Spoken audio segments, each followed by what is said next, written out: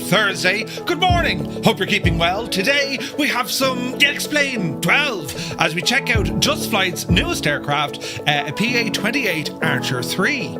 Ooh, this one in collaboration with Thranduil Design brings the Archer into the world of XP12. All fancy updates to the EFB, the modelling, 8K textures, loads of avionics options, and well, it's just a very nice looking plane. I do like the old Archer, great bit of stuff. We're going to be using OnAir today as we continue with our career, our experience with, consequence, and well, OnAir have been flat out busy as well. They have some updates and also a brand new Discord integration to track your flights, your takeoffs, landings, and even the economy mode, so we'll be having a look at that as well. So how are you? Thursday, it's very cold. It was 5 degrees this morning in the rain, when I went out, but it's all right now. We're back indoors where we belong, where it's safe, but yeah, busy one last night. Jeez, I was knackered. I was so tired. Slept like now, I don't want to say slept like a baby because they don't really sleep, do they? They wake you up, right? But slept well now, like a dog in front of the fire. Now you're talking, right? But anyway, looking forward to this one. We're also going to be doing some briefings a little bit later on. Tonight, friends, we're going to be flying out of Toronto to New York into Kennedy International Airport, JFK. Right, that's going to happen later on. So we need to brief that one. I have a lot of briefing is going to be needed for this kind of mission, so we'll see how we get on. I saw there this morning, all right, there was issues on the MSFS servers, but I think they're fixed now. So if you couldn't get into the sim, I think you can now. All should be well in the realm. Do you know what I mean? But yeah, the Archer 3, just the PA-28 family of aircraft, and the Archer just being a little bit bigger, and yeah, it's a very beautiful airplane, this. Distinctly Piper. I mean, you can spot them aircraft a mile away, just like you can with a Cessna. Piper always opting for the low-wing design versus that of the high-wing. But anyway, I digress. Who's here, look, on this Thursday morning? And looking at the weather, right? Today, it's between 8 and 10 degrees. Tomorrow, between 7 and 11 degrees. Jesus! On Saturday, between 5 and 10 degrees. That's it, lads. Winter is coming. It's all happening now. So we're on the ground here at Kilo Echo Lima Yankee Eli Yelland Field. This is where we flew to the last time. So we'll continue on from here. Interesting weather it looks to be. And we're also rocking the latest beta of X-Plane 12, and it's beta 6. And it's looking very pretty indeed. So we'll see how we get on here. But Mac Vision has rambled in. Top of the morning to you, man. Hope you're well. Lead Ballooner, good to see you. 98 Vulcan is here. You're very welcome aboard. And Corn Wolf, 30 months. Corn Wolf, 30. Jesus, thank you very much indeed for your Prime subscription, buddy. That's insane. Spitfire RAF 100 is here in the chat. Top of the morning to you, my guy. Sumner is here. Hope you're keeping very well. Hope it's nearly the weekend. It's terribly exciting. But welcome in, buddy. DK Funfly, happy Thursday. Ferocem Gamer is here. Lead Ballooner, 22 months with a tier 1 sub. The man is absolutely mad. Thank you very, very much indeed to you. Clem, the A350 pilot, is here. Good to see you, Clem. Hope you're keeping well, buddy. Photos by Kev. Welcome in, Kev. You're looking well. That a new cologne? Perhaps you've done something with your eyebrows. You're looking great, at least 5 years, off, right. Mr. 90, hello. Hope you're keeping well. PH Roy, good morning to you. Yeah, there's mad weather around the place. Now, it's not too windy here, but I saw a comment there from the Limbics, and I have friends living out in New Zealand. They're getting bashed out of it, all sorts of mad weather. But anyway, I've had a butt lift. Jesus. Apache's in the house, good to see you. Filthy, top of the morning to you, bud. Hope all is well. Anna Crosses is watching us here over on YouTube. You're very welcome in, my guy. The Bonanza and the Baron from Black Square that we had a quick look at last night. Man alive, they are incredible aircraft. I was watching V1 fly it then yesterday, and the turboprop version of the Baron It's just the most weirdest yet strangely beautiful looking aircraft. And yeah, we're going to be jumping into them. Maybe not tomorrow, but soon. We'll have to go flying in them as well. Really looking forward to the release of those aircraft, which are due to land next week. But of course, you know, they're being released and published by Just Flight. And of course, Just Flight have been flat out busy, not only in the world of Microsoft Flight Sim with the F-28 and also the F-70 and 100 well on the way. They've also been quite busy over here in the world of X-Plane. Last time we were in X-Plane, we flew the Duchess, the Model 76, and today now we're in the Piper Archer, the PA-28. So it should be a lot of fun. It should be a lot of fun. Shahin is here. Good to see you, buddy. Hope you're well. You're very welcome in. So we're going to be using OnAir. I want to show you some of the updates that they've been working on, because they've done loads. They've added 30,000 helipads or heliports. There's also 2,000 updated airports as well. They've been very busy with the latest update, and they've now started Discord integration. So that's pretty cool. You know the way what we use for Firefly Air? You can see, departures and landings, and it gives you a summary of the flight on Discord. It's pretty much, it's following the same kind of process, and now you can do it on OnAir, which is very exciting. Do you know? So what we'll do, we'll jump over to this machine, learn a little bit about it, and see what the story is now. Global trees for X-Plane a must. It helps. It definitely helps. Roy says, yes indeed, tonight we are getting the full Monty at the coast at least. In the Phoenix, we know now that the wind shear warning is indeed working, and Sim Update 4B is updated again. No issues. Oh, nice. That's good news. That's good news. Right, we'll come over here, look. And we'll look at the machine we have, right? Now, Jesus, I always put that in very tight. Was that you?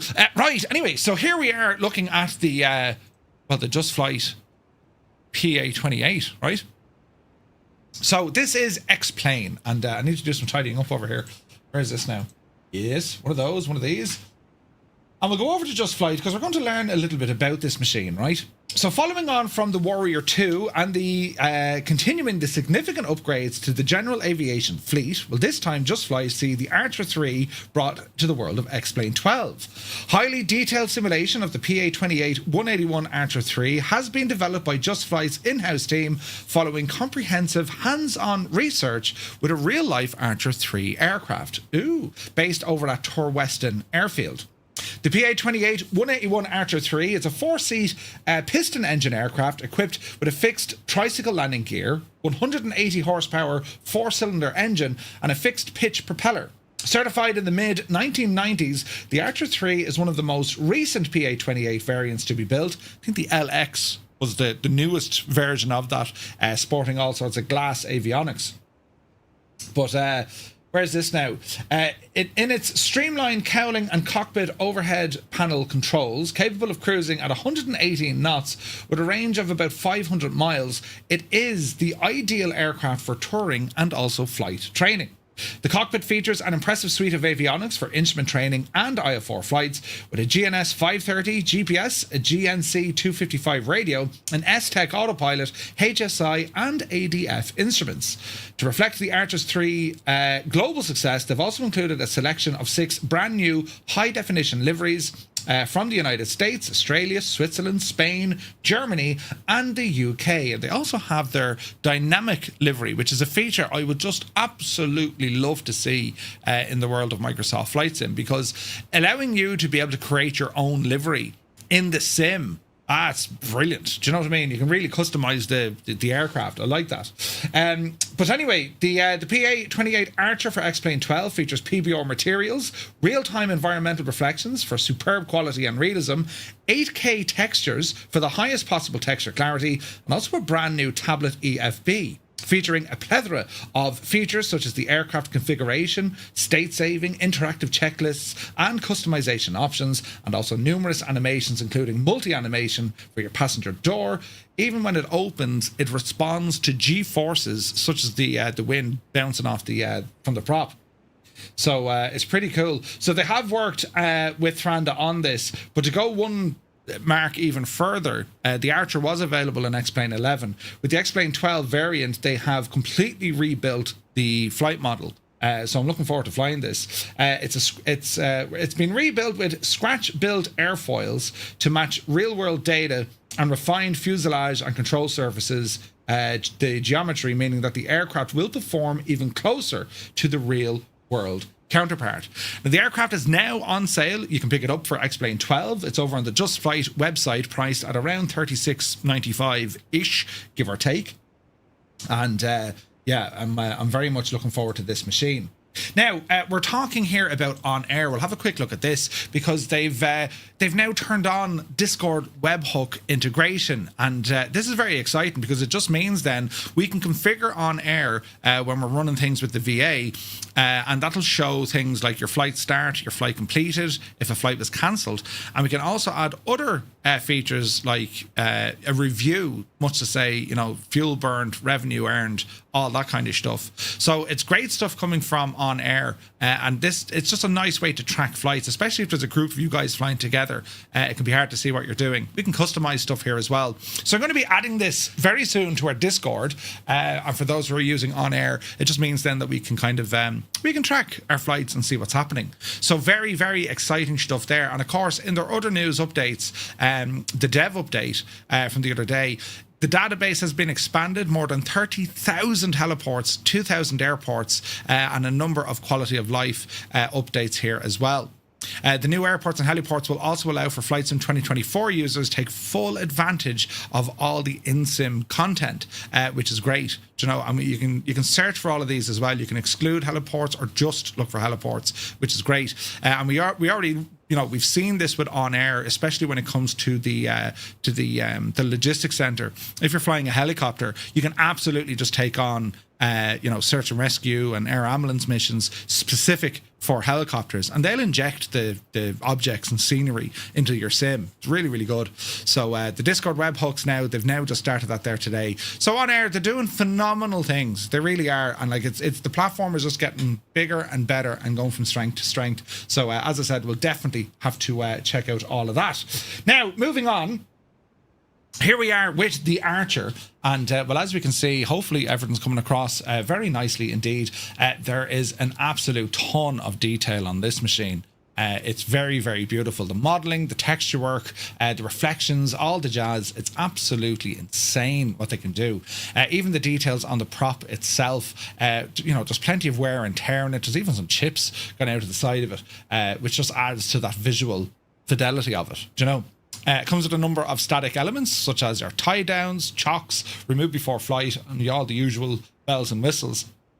And of course, when it comes to the customization options that we have with this machine, well, it's quite incredible because the livery design, we can do our own liveries with this machine. We can take off the wheel pants if we don't want them there, and we can really get creative when it comes to the liveries. So we do have a little menu down here. So if I click on this tablet, I'll show you what the crack is, right? We'll put it up there for the moment.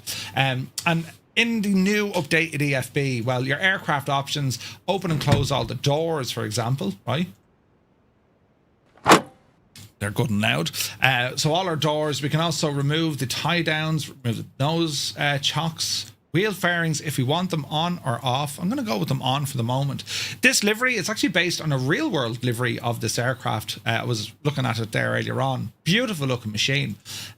What else do we have here? Weight and balance. So this is where we can load up the aircraft. So fuel, we're going to go 90 in each. If we can get 90, 89 will do.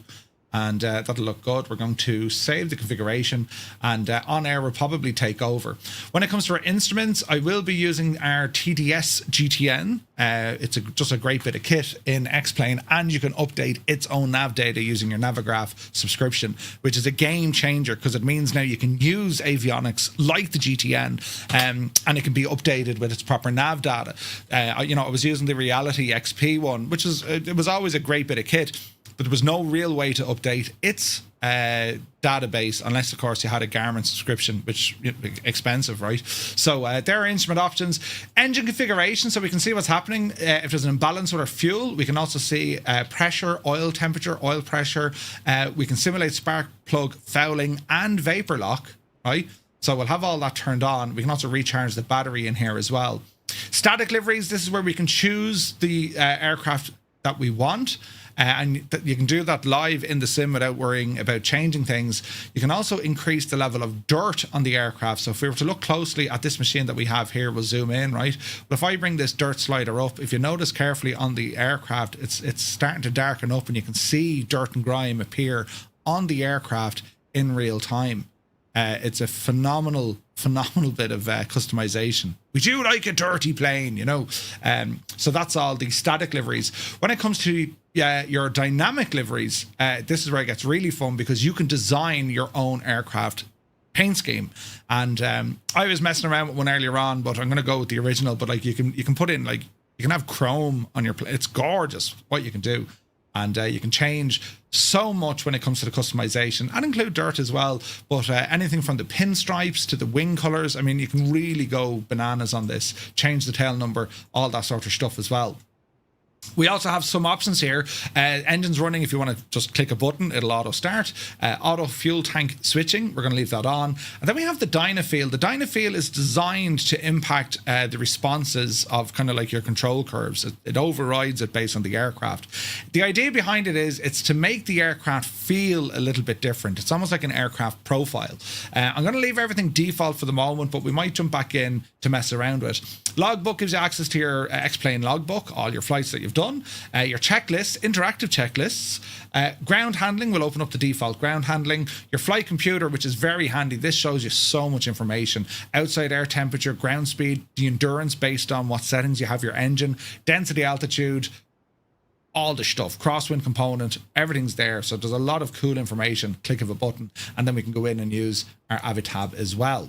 So that be the tablet, but as I said, looking around the aircraft, it's done to such a very, very high standard, lads. It really is.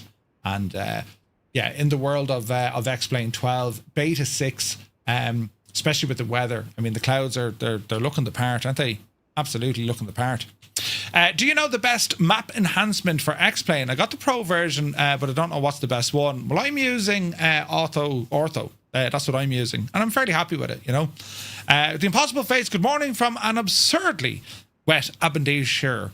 It's very wet, Jesus. Where is this now? Clem says, I'm good. Back to studying after passing my first ATPL modules last week. And yourself, Clem. Congratulations, buddy. Sim Guy, good morning. Hope you're well. But look, I mean, look, you can see from here, doesn't it look absolutely gorgeous? 8K paint schemes, like, fantastic. Right, so we're going to jump into the cabin and into the cockpit, and here we have then the interior of this beautiful Archer, and we better change our old avionics here. So let me see, instrument options. That's the one I want. Here we go. So there's a little GTN fired in there now as well. And the detail inside here, you know, if you're impressed with the outside, you're going to be impressed with the inside. Beautiful details on this, plenty of wear and tear, and even the material they've used on the dash, it's very, very nice indeed. Fairly straightforward airplane. You know, what's the word I'm looking for? Pulley flaps.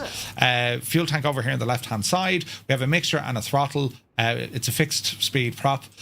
All the circuit breakers work, so they've enhanced and built up on that, and it's also sporting full FMOD sounds, so it definitely looks the part. Seats in the back, well, I mean, they look okay, but the seats at the front, the detail is phenomenal, I think. Gorgeous with those little covers on them, do you know? So it's definitely an aircraft that looks the part. Now, I'm going to remove that tablet. We shouldn't need it, but we will have to get our doors closed. So bring back up your tablet and we'll get these doors sorted. So let's turn this guy here and we'll go to, we'll go into our configuration, right? Aircraft options. So we're going to close the door. Cockpit lights, swap lights, they're all okay. Wheel fairings, we leave those on. So that's everything that I want there.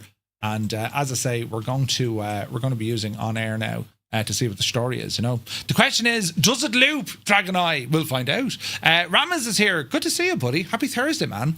So with that said, we're going to go into OnAir Company and connect everything in. We're going to get a quick update here, and well, let's see what options that we have. Murph, I was wondering, after a new plane purchase, how do you set up all your controls? Well, they tend to be default controls, and then if a particular aircraft needs something else, I can just go into the options inside here in X-Plane, and I can create a new control profile. So you have your active profiles down here, and you can just go off and create new ones. So you can use your base as the base for every aircraft, then you can get in and then just make a couple of tweaks to it. Do you know? X-Plane makes it fairly handy for the controls, it has to be said. So we're going to ramble in here. Now, I'm unsure will this aircraft be detected straight away with OnAir. We'll have to find out. But let me see. If we go into options and our preferences, we're going to change the simulator over to X-Plane. Allow everything here. And no flight tracking. It knows we're connected to X-Plane. So let us see what the story is going to be here. So we're going to go to our dashboard. Now, we do also have our other pilot working with us. So he's earned us a few quid over the last few days, which is nice. So let me see, aircraft and departure. It knows we're in an Archer 3, which is great news. We're on the ground here at KELY, and we're going to look for maybe I don't know, we can look for cargo or passenger flights directly from our own airport, and we'll see what sort of options we get. Worst case scenario, if it doesn't detect the aircraft profile, because the aircraft it's just brand new, right? So worst case scenario, we can still fly this and edit it up a little bit later on. So our flights have been taking us from kind of, you know, the south heading north. So we're here in KELY at the moment, so I'll be interested to kind of head further north. We've Salt Lake over that neck of the woods, but it'll be interesting to kind of ramble over this way just to see what's happening. You know what I mean? And we can see the different airport sizes and stuff. Wells Municipal. That could be interesting. So there's a flight, single leg, and distance is 109, cargo 52. Looks like we're taking a couple of passengers, and that'll pay us 2,200.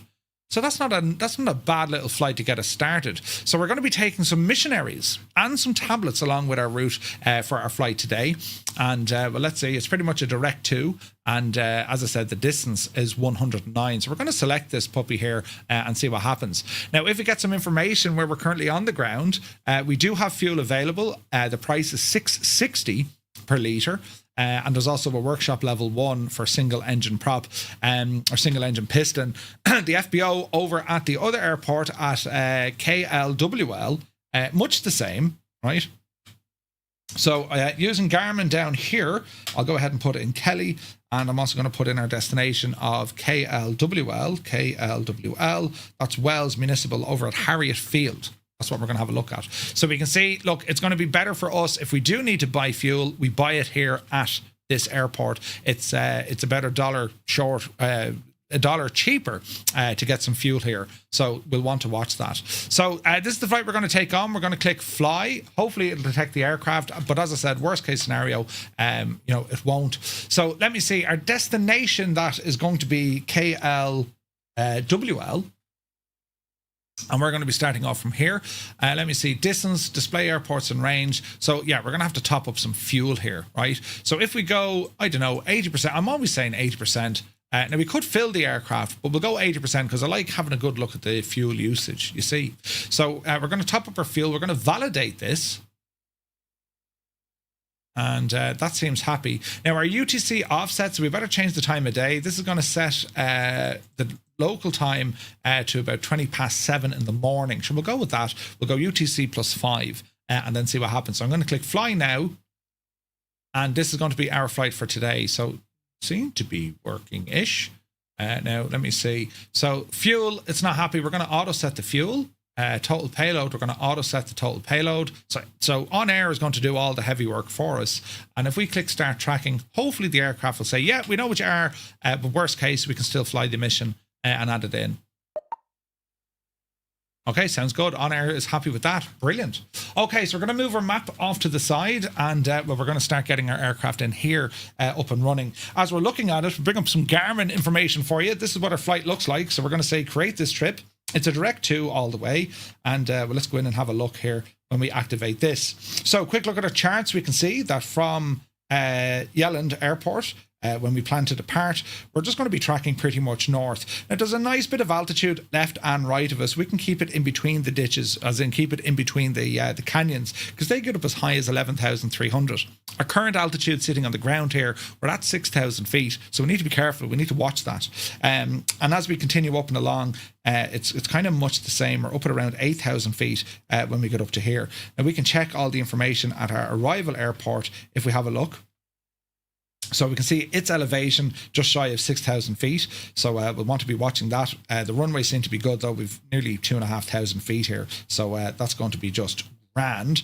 Coming back down then to this airport where we're at, which is KELY, Yelland. Best wind is, let me see.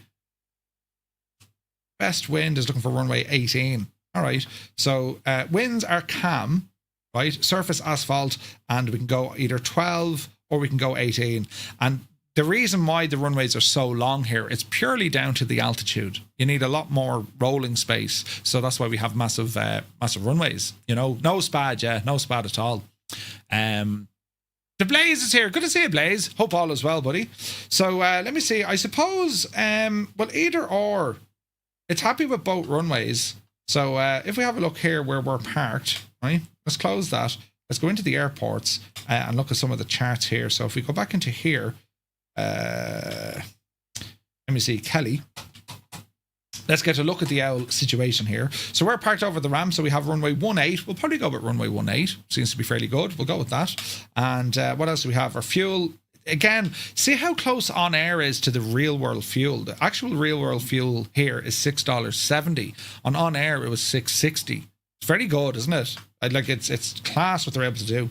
But we're going to have a quick look at our charts here then. So the airport diagram of KELY, or as I call it, KELY, it's Yelland. We're over at the terminal where the fire station is. So we're going to taxi up on Alpha, and we're going to plan for a departure on runway 18. That means we're going to be flying to the south. As we fly to the south, let's see what sort of nav aids we have around the place. So we're looking out for VOR and NDB and ADF. So we have a bit of stuff over here. Reno's not too far from us, so we can certainly track an ADF there. And we also have, let me see, so our VOR here, there is. So we can use the VOR outbound, so we can actually track outbound on the KELY VOR. So that's where we can get our navigation if we wish, if we didn't want to go direct on our GPS. So we do have some nice options there. So I'm happy enough with that. We're going to get this aircraft into action. As we look around, we can remove the yokes just to give ourselves a bit of a viewpoint. So before we go, park and brake is engaged. Fuel tanks, we're going to swap it over to the right tank. What else do we want to do here? Remove the other yoke. We're going to have a quick look at all our circuit breakers just to make sure these guys are indeed in, which they are. And we had headphone simulation built into this as well. Also have some air conditioning. Ooh, nice. That's nice to have. Autopilot master switch, carburetor heat currently turned off. We have some internal lighting. Moving over here now, we have our aux vacuum, that's our alternate air. We have our ELT, emergency location transponder. A standard chrono. What else do we have here now?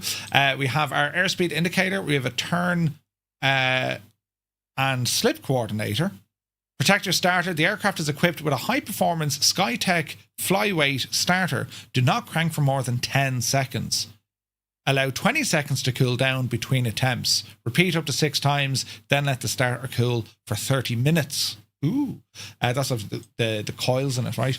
So what else do we have here? We have HSI, artificial horizon, altimeter, and we have our baro in both inches of mercury and hectopascals. Vertical speed indicator, oil temperature, fuel pressure, and oil pressure. That's for our engine. Our exhaust gas temperatures multiplied by 100. So it'd be interesting. Jesus, 2,000. It'd be interesting to see how much we get up. Fuel quantity left and right, and then we have an RPM gauge down here as well. Moving across, we have Flightcom 403 and Traffic Watch. These are unique bits of aviation kit. They're almost like ADSB sorted. But we have all that built in with our GPS anyway. But we'll have a look. Here's our transponder, looks like. Function VF4, flight or squelch. So we'll look at that. This being ADF tuner and OBS and all the jazz. So yeah, we definitely have a lot of options here. So we'll start at the beginning. Let's eyes up to the very top. We also have some lights here. We'll turn on our battery master switch. And make sure our sounds are good and loud here for you as well. They are. We can hear the gyro spinning. Alternator, fuel pump. We have the mags left and right, and our landing lights, and then we have a starter and a prime. All right, okay. So, oh, look at the beautiful dome lighting there, the blue. That's gorgeous. We like that. So let me see down here. That's the radio master. That's how you scare the crap out of yourself. And you can hear its gyros. Look, that's awesome. Right, leave that off at the moment. We don't need it. What we do need, though, is a bit of mixture. Now, we got to be careful because we're you know, my controls are reversed. I better fix that. That could have been hilarious. And the reason why my controls are reversed is because, sure, I was practicing helicopters the other day. So, open the throttle about, quarter of an inch, half an inch. Get some avionics. Oh, look at the lighting in here. Look, Jesus, that's beautiful, isn't it? That's gorgeous. Right, we'll leave them on. Annunciator test panel, press and hold, then release, and yeah, we know it's already there. It's giving out about vacuum, pitot heat, oil pressure, and our alternator. Right, that's okay. Right, so to look at the lighting. To start, alternator can go on as well. Left mag. It's a funny setup with the Archer. We'll start it, I don't know why, but we start it on the left mag, and then after engine start, engage the right mag. Now, I don't know, is that the actual POH reading? We'll go with it. So fuel is on. Everything here is looking good. We'll open a little window. And let me see, mags, we have a start and a prime. So we'll give it a quick prime and we'll say start. So we'll say clear prop. Your flight will be monitored until you land and shut down the engines. All right, good start. Second mag on. Nav and strobes, we've no beacon light.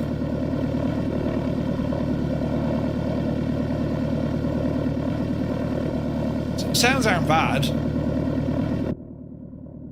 Headphone jack works well. Alrighty, we'll continue to monitor what we're doing here. Let's go up and bring in some Navigraph, right? Nice airport. I'm at a Rotorhead, or you're in a Rotorhead mostly, and Bush Pilot next. Nice. Yeah, Maastricht's a great airport. I do like Maastricht. Right, let's have a look at this. So we'll just put in our own flight. So we're going to go from KELY and we're going to KLWL.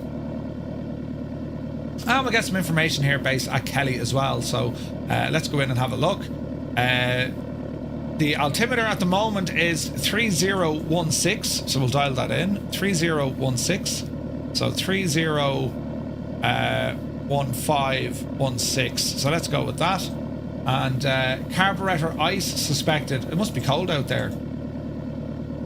Interesting. RPM is sitting just over 1,000. Mixture seems to be good. We'll stick on the old carb heat for the moment because we are getting a warning. And we'll increase the RPM as we're sitting here. Avionics can now be ploughed on. And we'll get our pitot heat turned on here as well. I like beacon lights. Pretty, right? Alrighty, so we'll horse all this in, and we can actually put our flight plan in this as well. So let me see, flight plan, and we're going to head over to KLWL.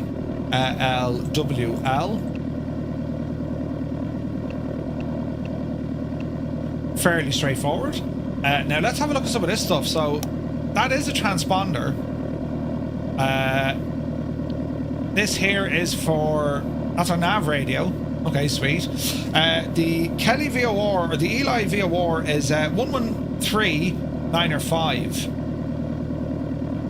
So we'll put that in there, and we're going to be using this as an outbound radial if we need to. So let me see, the outbound for where we want to go, 3330. So it's going to be 34.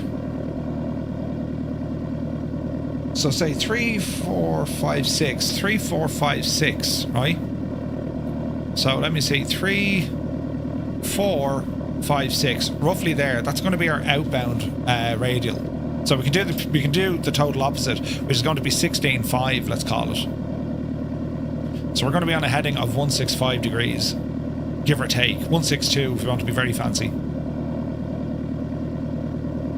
Something like that, right?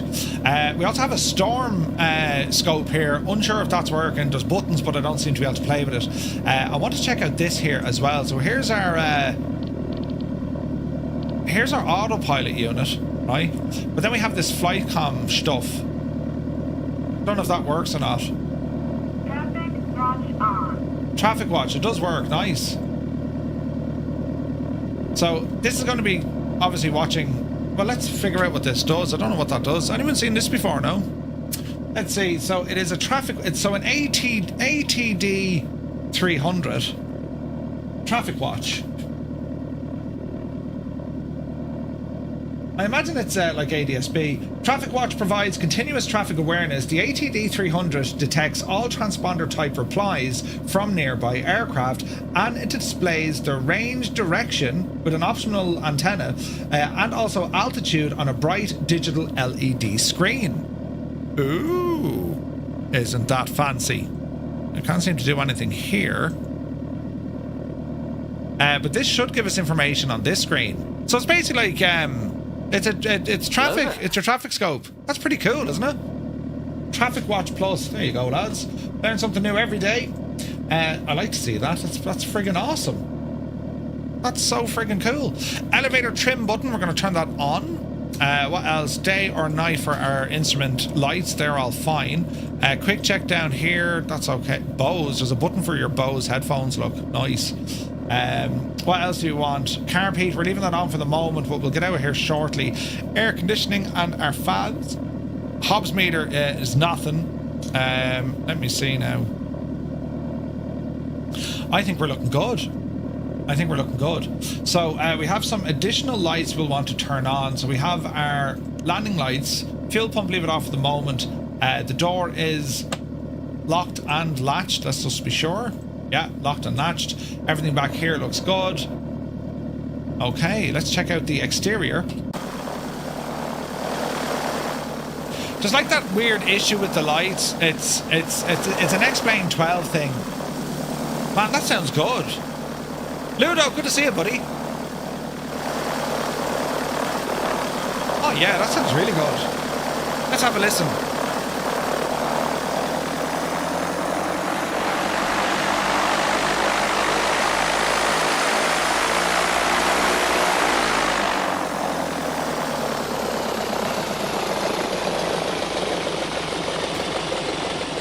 Beautiful rattles out of it, isn't there?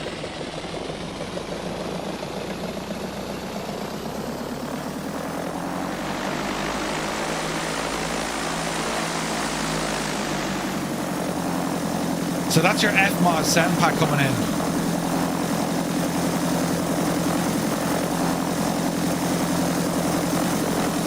Beautiful strobe lights. Nav lights are looking good.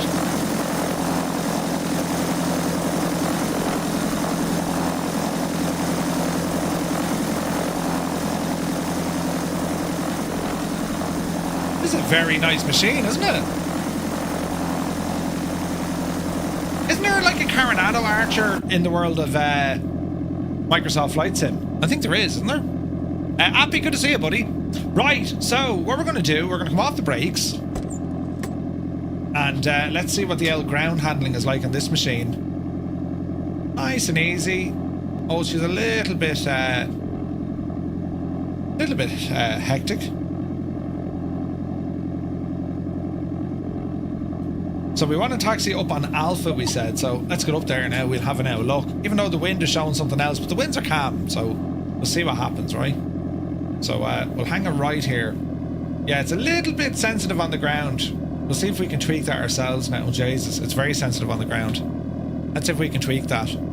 Let me see. If we were to go to configuration, yaw.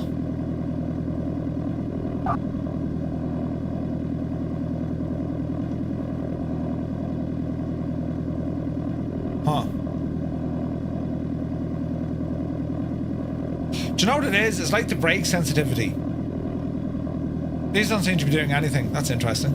Alright, not to worry. It's taking the amount of frames as a Is it taking the amount of frames of a PA-161, for example? Frame? What do you mean? As in performance? Bart, good to see you, buddy. So we're flying here in XP12. We're going to take a flight in the brand new released Just Flight Piper Archer.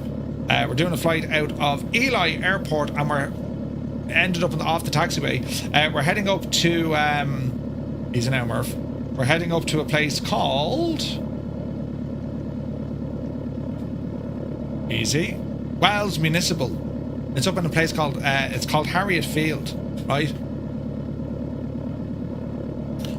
For the yaw sensitivity, you had to go into the joystick configuration.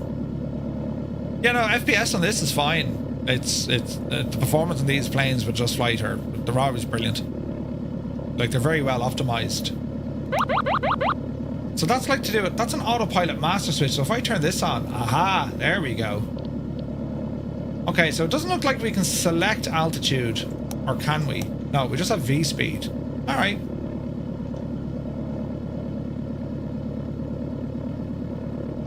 Okay, well, sure. Look, we'll see how we go here.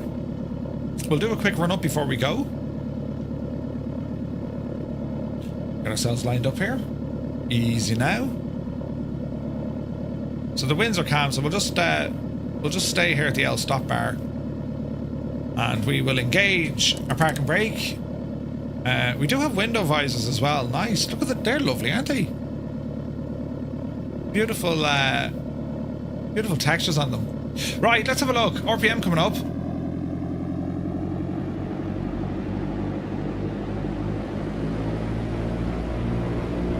About 1800 or so. And we'll do a quick mag test. Drop the right. Left takes over. A bit of foul in there, I suspect. Back to both. Left mag is good. And we're already using the carb, so we'll turn that off. And more power coming back in. I'm happy enough. 1 knot to flaps. Flight controls. They're free and correct. Transponder, we'll go ahead and turn you on now. So we were saying the code, a couple of stuff over here, look. So we're currently on standby. Function doesn't work. VF4 standard 1200. That's our transponder right knob. What can we do with that? I imagine that's how we change the code, right? Ident works. Why doesn't that work? Oh, there should be. So 1200. So we'll go to altitude reporting and verified. Off the brakes. Left is clear. Right is clear. Man, that's a beautiful looking plane, isn't it? Look at that. Need to get back into X-Plane. It's a lot of fun. Hey, Hassan is here. Good to see you, buddy. What's great with X-Plane is fully flyable offline. Yeah. That's a huge advantage with X-Plane. Alright, let's line ourselves up here. We'll go fuel pump on for takeoff. And then let's see what happens. Echo Hotel Bravo Kilo, Maastricht Airport. I love there. Alright, so mind the brakes here. Power settings, I think I'm okay, so let's see what happens. Power coming in.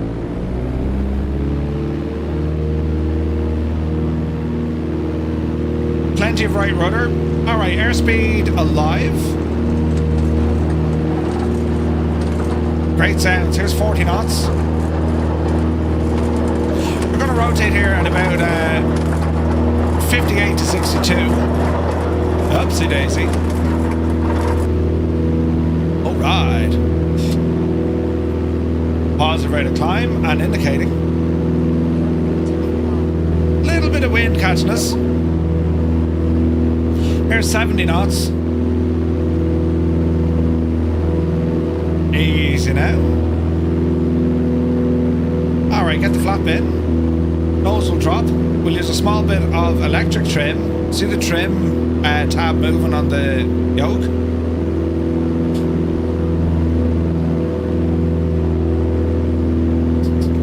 We're at around 2400 on the RPM, which is ideal. Plenty of torque factor coming in. We are getting thrown here a little bit, but so far we're so good. Okay, eyes out to the right. Bit of high ground there to watch. Left, bit of high ground, so we'll start a right turn. Still holding at around 70 knots or so on our climb. Easy now. Norse Viking, good to see you, buddy. The name of the aircraft, Aviation. This is called the Piper PA-28 Archer. The Archer 3 for X-Plane 12. No, it's really nice, man. It's really nice, Roy. Alright, sharpish turn here. Let's roll out. A little bit more trim.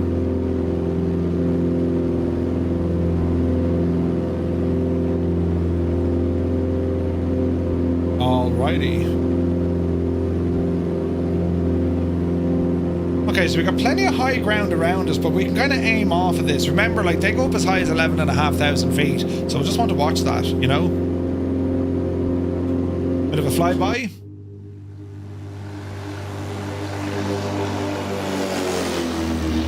Beautiful. Absolutely beautiful. Okay, so let's have a look here. Let's get our heading indicator to heading mode. That'll sync it. We'll go heading. And we're currently climbing, so we're saying 7,000. We're kind of heading northwest, so we'll go even.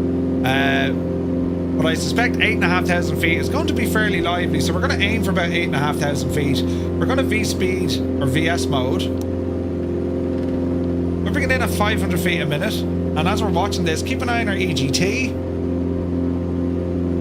And we're just going to mixture, or lean our mixture for maximum performance. So there's the peak there. So we'll keep it in here at the moment. Speed is now looking good. We're doing about 90 knots indicated, with 104 over the ground. Man, look at the clouds down there. So we just departed here from Ely. It's Kilo Echo Lima Yankee. That's the airport ICAO code where we left from.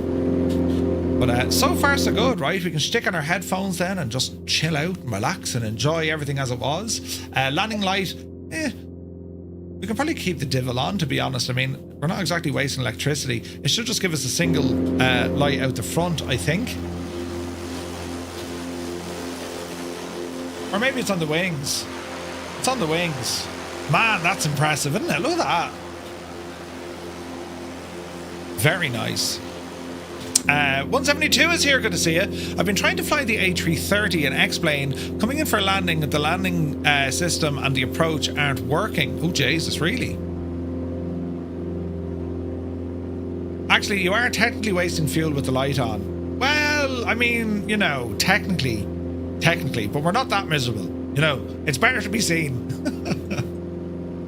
Alright, so pitot heat is working. Now let's bring up the flight computer just to get some information of what's happening here, right? So if we were to look at it, so our outside air temperature, it's only 1 degree, so we want to watch for carb icing, especially if we get up near moisture. Ground speed is looking good. Our endurance is about 3 hours and 20 minutes at this power setting, right? Nautical miles per gallon, we're burning about 9 miles per gallon. Nothing wrong with that, considering our power profile, we're about 2,600 RPM. Density altitude is it's about plus or minus 500 feet more than what we are. That's only because you know, the temperature is quite low. What else do we have here? Fuel used, fuel flow, 31 kilos an hour. And then we have a bit of a headwind and crosswind component. Pretty cool. Ian Fisher, good to see you, buddy. Hope you're well. Okay, so we're trying to track away from that VOR on the outbound run, right? So let's see what we're doing here. We want to get a radial of 3334, say 35 on over here now. We'll turn this little divel around and let's see what happens, right? So 34 in a bit.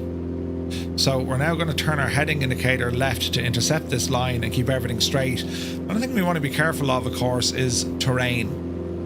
Right? So we'll keep an eye on things as we continue to climb here. Now we're after shooting through what we wanted, which was 8.5. So we'll go ahead and drop this guy back down again. And then we'll hold our altitude. We'll put it into altitude hold mode. And that'll take some pressure off us. So it's about 10 to 9 in the morning here, sim time. And yeah, there's some beautiful weather out there.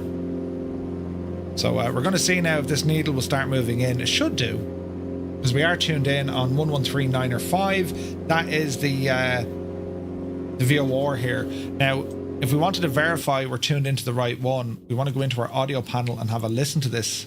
So let me see. How do I go about that? Turn it up. Turn it up. Now I should be able to hear this.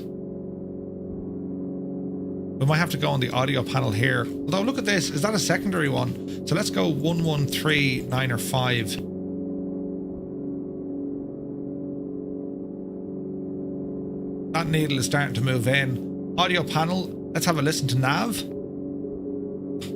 We're looking for dot, dash, dot, dot, dash, dot, dash, dot, or dot, dot.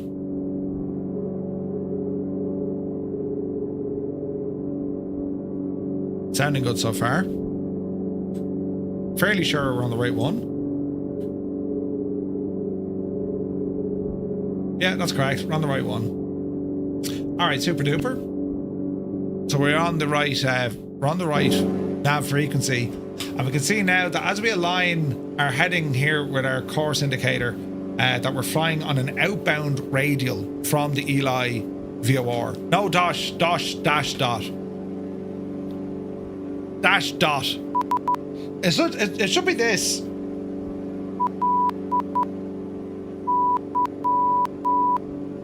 Or something like that, right? That's what it should sound like. Now, let's just tidy this up a bit. A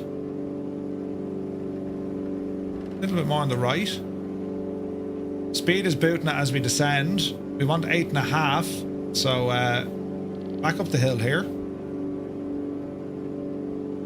This thing can move, man. 120 knots indicated. That's real good. Now we will be getting a bit of gyro movement, so let's just make sure that these are both in sync with one another. So far so good. Speed is starting to drop as we climb a little bit, and then we'll get into figuring out everything when it comes to our mixture, right? So we're going to look for 8.5. We're going to lock in altitude. My hope is it'll hold its altitude, which it should. And we'll go ahead and lock. Altitude hold. Perfect. Okay, so as we hold this altitude, bearing in mind we do have some terrain ahead of us, let's see what we can do here. So we're a little bit heavy on our RPM, so let's ease this guy off a bit. We're going to go 2,500. And let's see what we can do here with our mixture. So as we're increasing or decreasing our mixture, we can see two things. One, your EGT, which is your exhaust gas temperature, and then also your RPM here as well. So we want to lean for max power,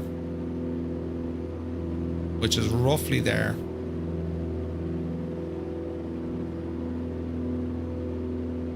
Let's see. That's too little. That's too much. So it's about here. And then just increase our power, so we're sitting back on 2,500 on the RPM. Okay, that'll do. Now, quick check. That's going to be giving us about probably 110 indicated, give or take, with the wind. And that's it's about an hour to get us up the road here. But so far, I mean, this is looking very, very pretty, isn't it? Very, very pretty. If we have a look then at our true airspeed. Ground speed 105, true airspeed 116 knots, fuel flow 23 gallons an hour. We're doing about 13 miles to the gallon, which is better. We can probably get slightly better on that, but that's not bad. That's not bad. Shiny, good to see it. This is AI. Who's AI? And what has he done with us? That wasn't even English that I used. That was impressive. What else do we have down here now as we go exploring? We do have the tanks on auto, so that should be changing from right to left itself. Let's just double check in here. So there's a little bit more in the right tank. If you look closely, these needles, they actually move. They're simulating the swish and the swash of fuel in your wings, right? It flies a bit slow. Yeah, the Archer is a slow machine. It's like the Cherokee family, the Arrow and then the Turbo Arrow, they definitely have the legs. Joking aside, how does it compare to the Cessna 172? It's different. They're a very different aircraft. It's a little bit slower, but in terms of, you know, capability, how it looks, very good, man. Very, very good. So, this is nice. Nice flyby.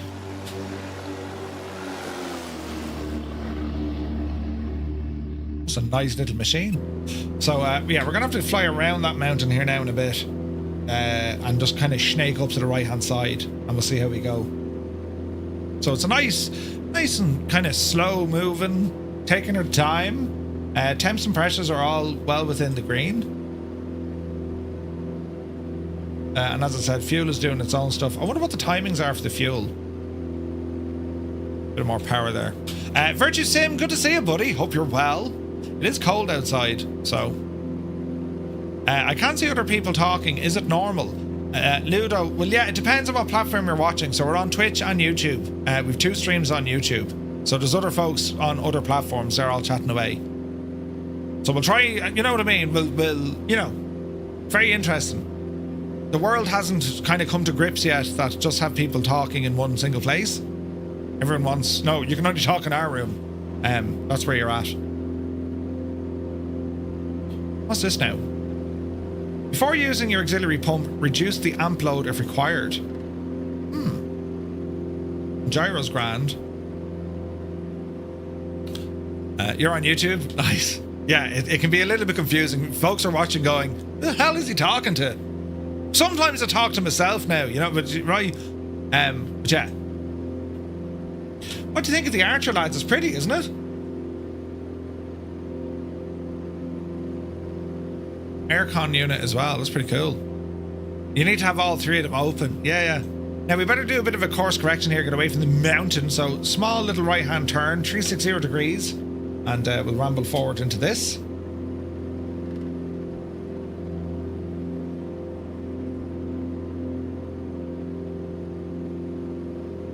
So let me see. We're about 50 minutes out, give or take. That's on the current speed. Now we can firewall it if we need to, but right now this is all about just getting used to the airplane. And even though we are following kind of instrument flight rules to an extent, I mean, we're using VOR here. We can also stick it into GPS mode. But you know, it's very much a VFR flight. We have good weather minima. We can see the ground. You know, weather seems to be fine. It's pretty cool. We are liking this. OnAir is monitoring all our flight and what we're doing and how we're doing it. And while we're here, actually, we're going to fire up a little bit of, say, intentions, because they can really impact on your flight, right? So, yeah, let's bring some of these guys in. We'll do a quick update here. Because we're just looking for maybe information services, that kind of stuff, you know? So get all that installed. Good on you, Irish, for fighting for your country. Encrypt. Yeah. Every day we get up, we're fighting. Usually with ourselves. It looks good. Don't know about the sound, though. Yeah, it's just kind of humming away there, isn't it?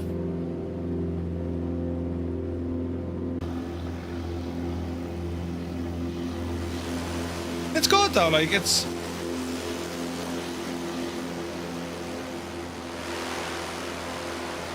It sounds okay. I think like the normal kind of rumble of the engine is just there, you know.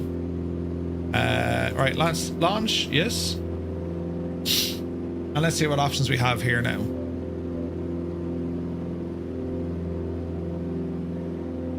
So let's see. A bit of flight planning is needed here. So let's go into.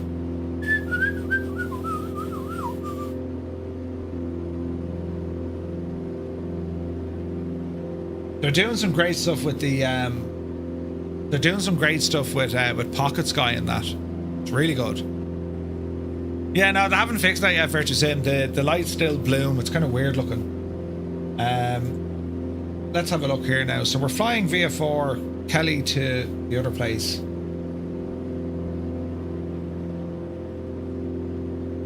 VFR airspeed tail number. We are November 60902 uniform. We're a PA-28. Altitude, we're at 8,500 feet. As we cruise, our departure was KELY, and we're heading up to KLWL with an alternate of KELY. Equipment on board, flight route, Commons. Murphy is flying. All right, let's go ahead and file that. Airspeed indicated, about 110 knots. Okay, so that's all dialed in. Let's bring up, say, intentions now, and let's see, can we get a basic service? Give it a moment to think about it.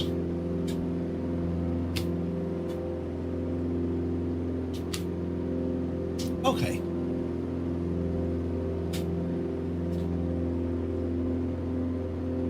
Pro mode. Use your real world charts to get your frequencies. Well, is there anyone looking after us out here? Let's have a look. Map and chart options.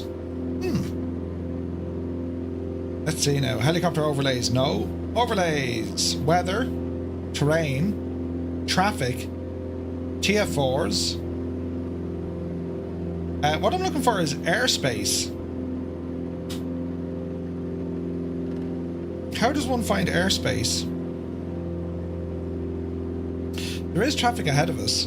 So if we were to go into maybe... if we were to go in and look at our what? Flight plan, no. Terrain, traffic. Wait, wasn't there an option? We'll get into our synthetic vision. And under here, we'll get into airspace. So there's nothing out here. Nothing at all out here, right? So let's see if we can change things here. Let's have a look now, right?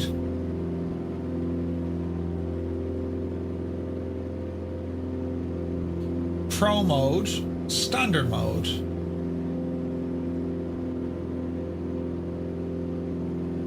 So we'll be talking we'll probably talk to Salt Lake City. Naughty Gnome is here. Good to see you, buddy. Hope you're well. Do you stream all day or on and off? The reason I ask is I got to work and I find this very interesting. Well, thank you very much, Bart. Every day, Monday to Friday, I'm streaming from 1900 Zulu. And then Tuesdays and Thursdays, we double stream. We have a daytime stream starting at around 1000 Zulu. So, Salt Lake City. Let's see what we have here. CTAF ground, departure, approach, clearance, no.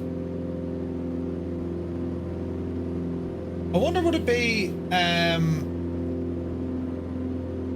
it'd be control, wouldn't it? Center 133.45. Let's have a look, right? 133.45, 133.45. Let's see what it says. Salt Lake, November 60902, uniform, VA4 request. This could work. I mean, sure, it could work. Firefly 235, Salt Lake, go ahead with your request. Nice, okay, so it knows we're Firefly 235. That's awesome. Firefly 235, 8,500 feet, VA4 to Kilo Lima Whiskey Lima. I'll say that again. Kilo Lima Whiskey Lima. Request flight following. Turn off the APU. Firefly 235, flight following is on request. Squawk 1275, then ident. 1275. Squawk 1275 and ident. Firefly 235. Ident. Firefly 235, radar contact. 4 southeast of Cherry Creek landing strip at 8400 feet. KELY altimeter 3018.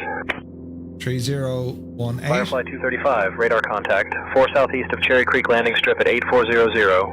KELY altimeter 3018. Salt Lake is 162 miles southwest. Runway 35 in use. Say intentions.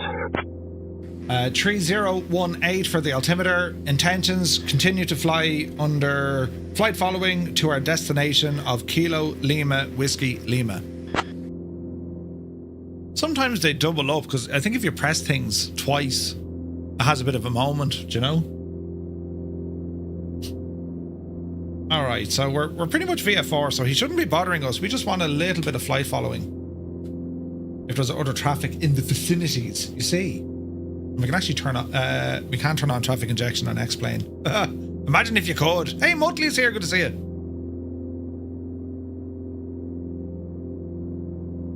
Okay, we're running well.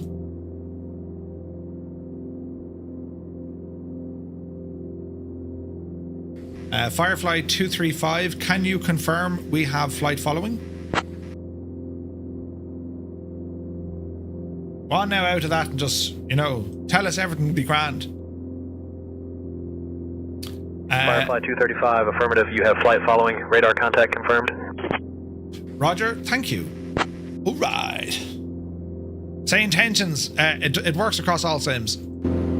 I doubled, I think, up Huh? Because when he said squawk and ident, you don't need to respond. He'll respond to you when you see ident. So you're repeating what you responded. Yeah, no, he does it automatically. Like when you say squawk, you read back that instruction. So if they tell you, if they tell you a squawk number and ident, you read back that instruction, and then you wait. And then when they see the flash on the screen from your transponder, then they'll contact you. Do you know?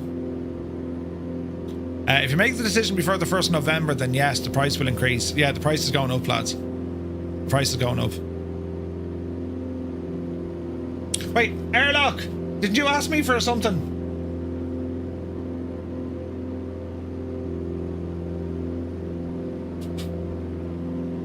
I think it was airlock, wasn't it?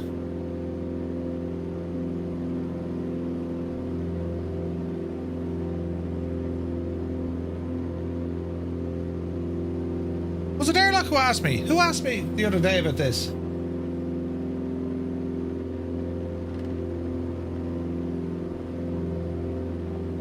Aha! See the way I remember things like this? What APU? Zyrex. Wait, what? I don't think you need to read it back. I might be wrong, but I think that's how it is. No, 100%, you must read it back. You must read it back, Naughty Gnome. If you get an instruction from ATC and they'll say, for example, Firefly 235, squawk 1164 and ident, you read that back. Squawk 1164 and ident. The reason why you call it back, you want to confirm to ATC that you've taken down that information correctly. So 100% that is read back. And if someone tells you otherwise, slap them at the side of the head. Right. Had to replace the comms battery and the PC. It wouldn't load. What? Well, I thought I would have had to. Oh, Jesus. No expert, but that red terrain doesn't look good. Don't worry about it. Don't worry about it. It's totally fine. It's fine. We'll turn. We'll move away from it. Should be grand. Now, what else have I to do? Let's go over here.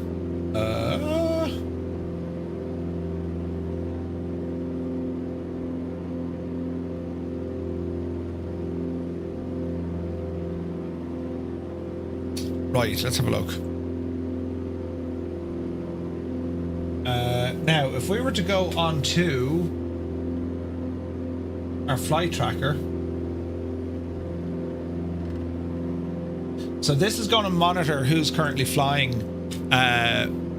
with a VA. So if I were to go in and look at Firefly Air, there's Murphy. So if I were to look at just Firefly Air, we can now have, say, intentions show us all the aircraft flying for a specific virtual airline. So it's only me flying at the moment. And if we were to look at it, we can say, yeah, there's Murph. He's VF4. He's currently talking to Salt Lake City, airspeed, altitude, and remaining distance, and his ETA. Now, why do you think I'm going to Salt Lake City? I'm not, but maybe that's just who I'm talking to. Destination? That's incorrect. Why do you think that now?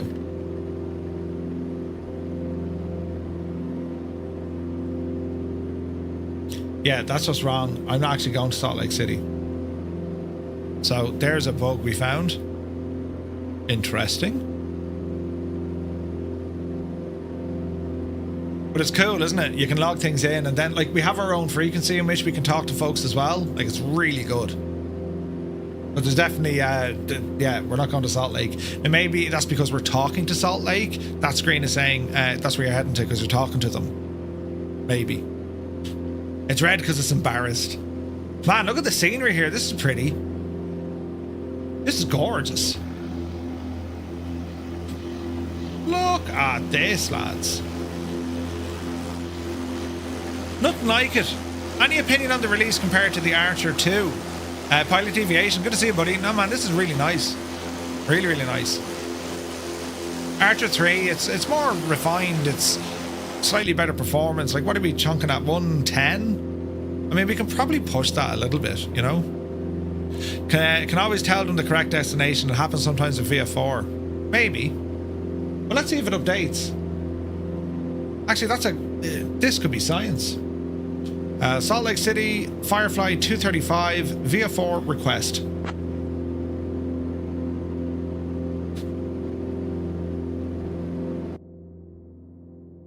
Firefly 235, you already have flight following. Roger, just to confirm, our destination is Kilo Lima Whiskey Lima.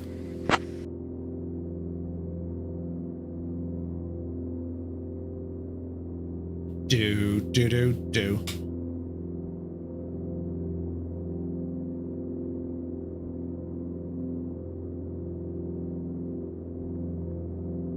Right. X-Plane has made strides in areas in the visuals. How is the ground textures in vanilla? Yeah. As Austin says, it's a believable world, you know, but I can't fly an X-Plane without satellite terrain. Like, it's, I want to know where I'm flying over. Do you know what I mean? But yeah. Firefly 235, confirm our destination, Kilo Lima Whiskey Lima. Shagged it again, yeah. Hope this works. He's a bit slow this morning. Maybe needs. Firefly 235, destination confirmed. KLWL. Thank you. Brilliant. Now let's see, will that update on the tracker? Wouldn't this be great science? And it did. It did. Brilliant, Malky. You feckin' genius, you. But yes, it did. That's fantastic. Look, see how quick it updated it as well. Brilliant. We're going to KLWL, Wells Municipal. Yeah, brilliant. That's fantastic, isn't it? Great job, Say Intentions, and great job, Malky, and even great job, Murphy. Right.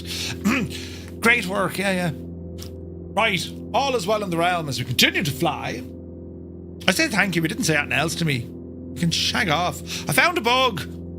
Just flighting Tranda. There's a teeny tiny gap between the back of the compass, or the back of the outside air temperature gauge, and I can see outside. Now, I'm not saying it's aliens, you know, but it's aliens, right? No, it's fairly good with accents, Appy.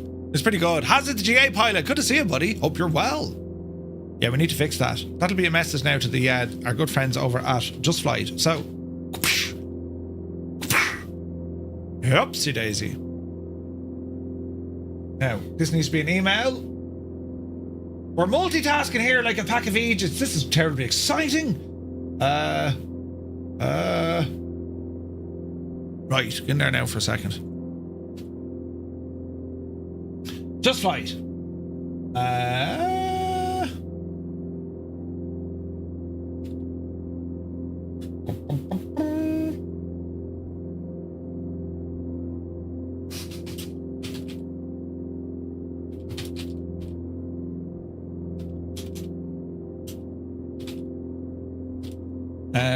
How do we explain that? There is a gap in the outside air temperature gauge.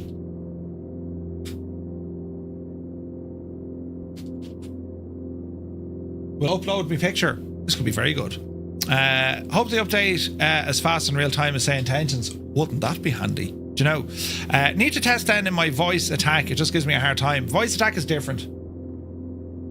Huzzah! Oh, jeez, I was supposed to say Archer is gorgeous, but I forgot to put a space between Archer and is. Now it looks like Archerus. Isn't this correct? When air travels through the canopy and windows, it creates small underpressure in the cockpit. Underpressure. Dragon Eye says, when air travels through the canopy and the windows, so you let air into the cabin, it creates small underpressure. What do you mean by underpressure? It'll impact on the weight of the aircraft, which is nuts, right? And potentially drag as well, purely down to the window being open. It depends on how it's getting in, you know. Paco, good to see you, buddy. Medic24 Life is a legend. The man gives subs like, you know, the man is mad. But a really nice guy, a genius. We've many geniuses here in our community.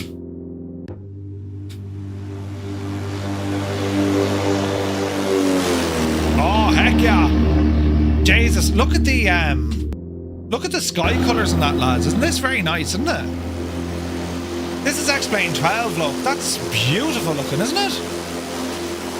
Isn't that absolutely freaking gorgeous? That, my friends, is stunning. Absolutely stunning.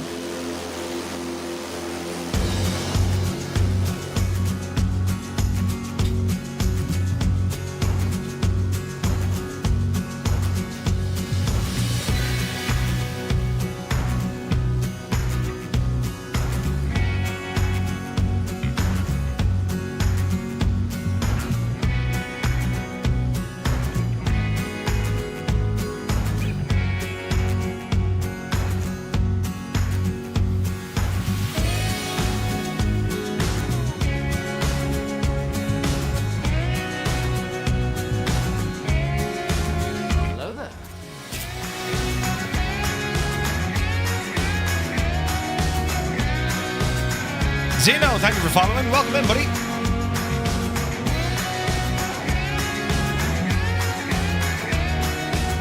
Viper Strike is in the house. A very good morning to you, Viper. Hope you're well, my guy.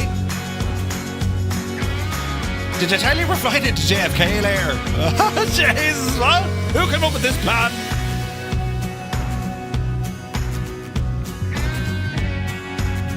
See the cloud burnt into the terrain there, look.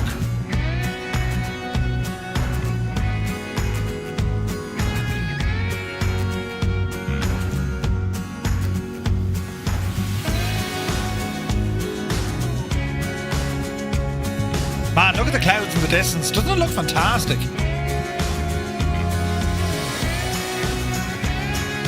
What could possibly go wrong? Yeah. Well, everything, Malky. And I mean everything.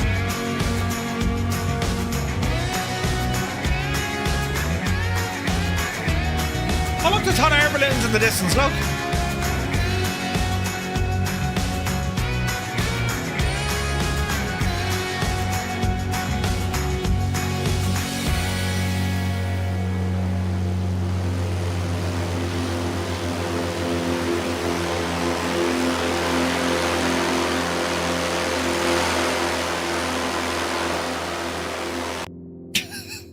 A friend of mine took a pee out the window while he was flying in the club's Cherokee when he came down to visit me. He forgot a pee bottle. He told me the under pressure was in the cabin. I'd say so. I'd say the pressure he got now was probably a slap in the side of the face. You know, you're not nervous at all about it. Yeah, neither am I. I'm totally fine. Is there a turbulence setting adjustment in X-Plane 12? I don't believe so. I think it's all default. I think. I could be wrong. There was that one time I thought it was wrong. You know, it could have been that.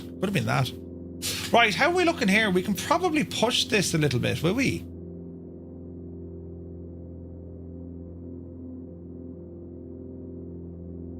Let's go 2600. Keep it off the red now, you know. There she goes. Up your divot. Squeeze an extra 4 knots out of it, you know. It'll be fine. It'll be absolutely fine. I do like the lighting. It's very pretty, isn't it? Especially on the on our main dash here. Look, that's phenomenal. That's really pretty. A very nice machine altogether.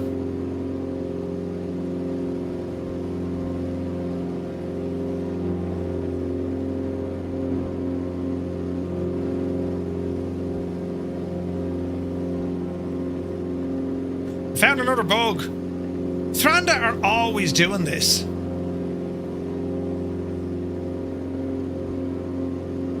It's the wrong way around, look. It's written backwards. There's another name for it now, you know. Lazy ass syndrome or something. Right, where's this now? We'll do another one. Send.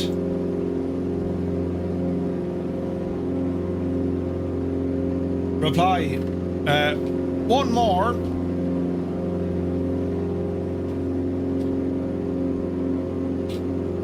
Same decal on both wings causes the right wing to be mirrored.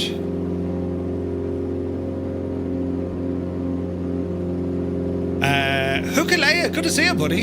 It's not a bug unless the wing produces overpressure over the wing. Well, it's reversed, you know. Right, I'll stop annoying the lovely people at Just Flight now. They'll be like, Murph, would you ever just shag off and leave us alone? Are you really going to moan and whinge that the decal is like slightly out of skew? And I'd be like, yeah, no. It was just something to consider, you know. Dev using clones, yeah. It's like what I like to call a Thranda special, because they do it on all their aircraft. Dan Cloud does a great job, don't get me wrong, but like, it's just turn the gadgets, will you? And then he'll probably argue, listen, I can save 4 FPS by just mirroring it rather than creating a brand new object. Yeah, get over it, Murphy. You know, or words to that effect will be used. Do you know what I mean? It could be, you know, could be worse. Could be well worse. Right, we're doing well here, friends. We're making good time. We're going to be landing in about 25 minutes, and we have a enormous mountain ahead of us, with loads of detailing, actually. Ooh. Yeah, we're not getting over that, Toto. So it'll be a bit of a lefty turny here. So heading to the left, and we'll ramble around here. Great views, man. Great views. It's a beautiful part of the world, this. Look at that sky, man. Isn't it gorgeous?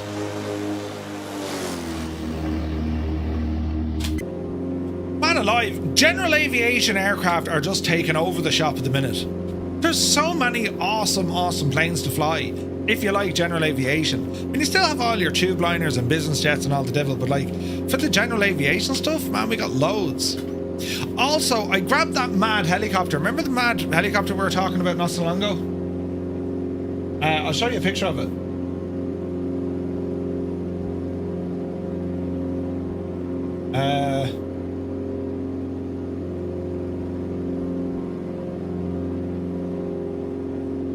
The man has many screenshots. This fella here, look at this.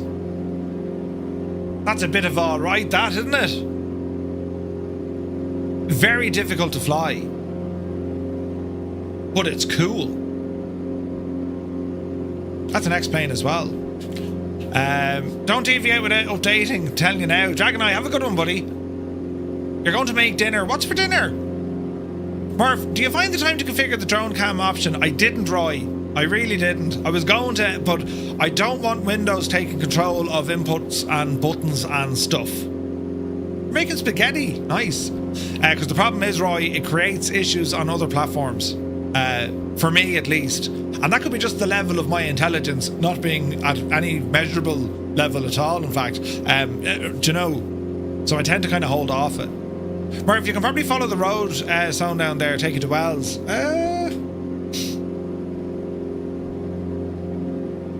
Malky, you are 110% right. On our sectionals, there be the road. It spins around Ranch Irene, and then it takes us straight into Wells. Look at that, that's brilliant. We're officially IFR. I follow roads. Good day, Murph, says Anthony. Good to see you, buddy. I flew the same Archer 3 for a trial flight at New Zealand a few months ago. Great experience. Nice. Yeah, the Archer is it's a beautiful airplane. And like, you've so much room in it. Like, it's a big plane, right? Oh look, oh, that's fancy. Look at the lights at the back. There's our checklist. That's pretty cool. We got switches in the back for the lights. Our stowage compartment. There's our gadget. Well, you going out? You have your phone with you? Is it charged? Do you have a key? Okay, what time you come back at? About 10 to. Carry on. If it's raining, get a jacket, will you? Come on. Quiet. Ah, yes. Speed is good. Thanks for your explanation, no worries. Because we have almost the same rig, it doesn't impact resources at all. No, but it does not impact other sims or platforms when you start changing things around, no? Like, I suppose I don't think I need... Well, I say that. Like, when I control the cameras in X-Plane, I'm very used, of course, to the drone camera. Oh, it definitely doesn't, Roy, doesn't it? I need to do it, Roy. It's just like, you know, a swift kick and, you know, I'll get there. Wait, I'm supposed to be following a road. Where's the shagging road gone? Oh, it's over there. Follow you on the road there, Murph, will you? Right. This fella is out of alignment. Now, how do we... I think I pressed this fella in. Oh no, she's alright actually. It's Havo. Now, did the fuel tanks change? Yeesh. Yes, they did. Friction lock. Because every airplane needs a friction lock. Excellent choice. Where's that road gone? Oh, there it is. Right, so we follow you on the road, look. There's no... Oh, there is. There's... Oh, Jesus. There's cars on the road, look. There's cars on the road. There's a Passat. And a truck. So that's going to go all the way up to a lake. And then turn around a bit. Alright, well, we'll follow it. Man, this is freaking gorgeous looking. Look at that. Isn't that pretty?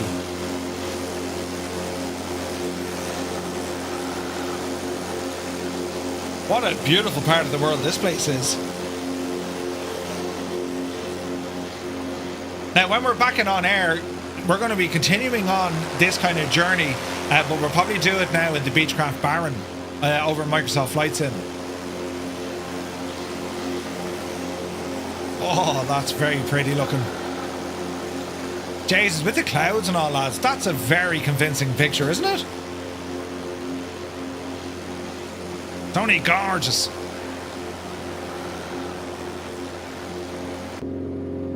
But yeah, we're flying into frigate JFK. Whose idea was that? I blame Naughty Gnome. Alright, we're doing good stuff now. So there's a bit of a lake up the road here. Snowwater Lake, it's called.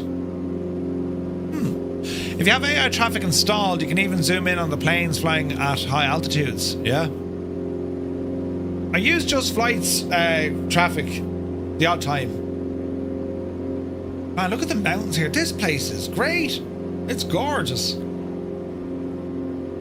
We're following on the road here.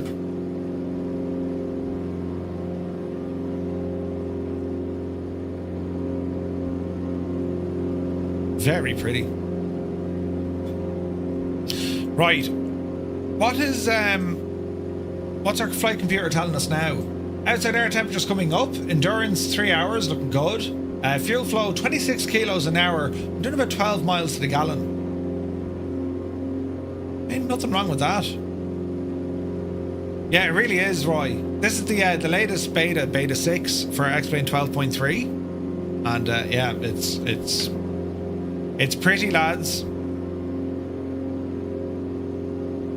This is probably this is the best I've seen X-Plane look in the history of X-Plane. It's very pretty. And it's just what they're doing with the lighting, the scattering, the atmosphere, and the clouds. Like, I think that's incredible looking. And of course, the details we have here at the plane. What's all this?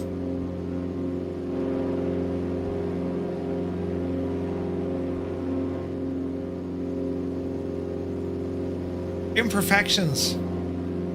Modelled imperfections. You gotta love it. Max Stallion, good to see you, buddy.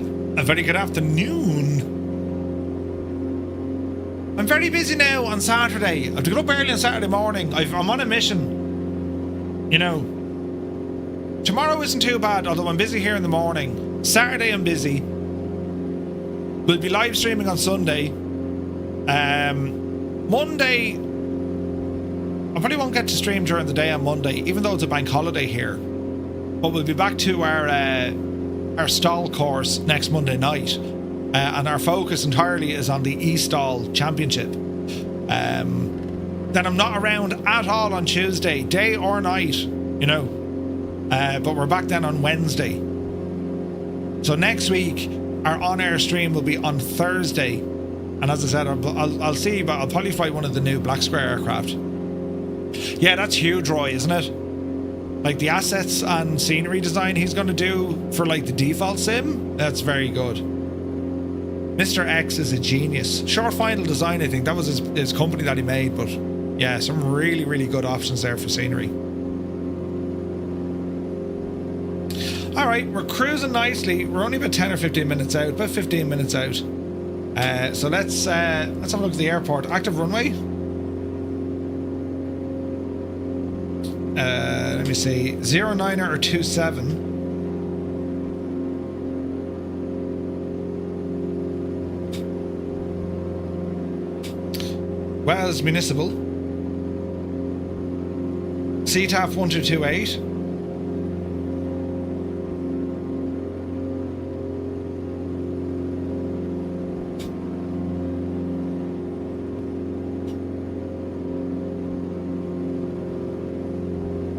So we have a 5,000 footer or a 2,000 footer. We'll go with the 5,000. So 09 or 27. I reckon 27, lads.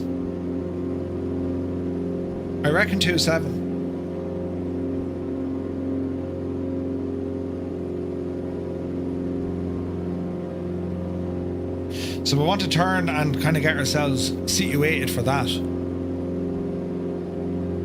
So we'll throw in a little bit of a turn here. There's no scenery in the way. There's no terrain I need to worry about. So we should be all right. Oh, that's so pretty out the window, man. This is a gorgeous part of the world. So we're between kind of Salt Lake and Nevada, really, is it? Salt Lake City is way off to our east.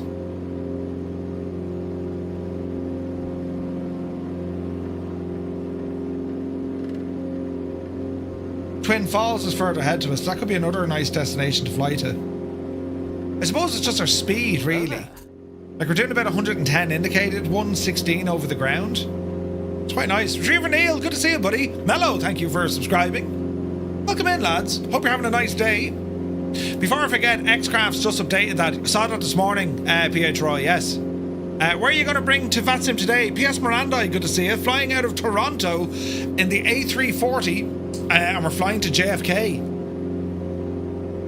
Apart from the hill in front of you, about 2,500 feet above airport elevation. Ooh. Yeah, we're flying into freaking JFK. This is we haven't done that. I haven't done that yet in VATSIM. I don't think I have. I think I did it on... Did I do it on VATSIM?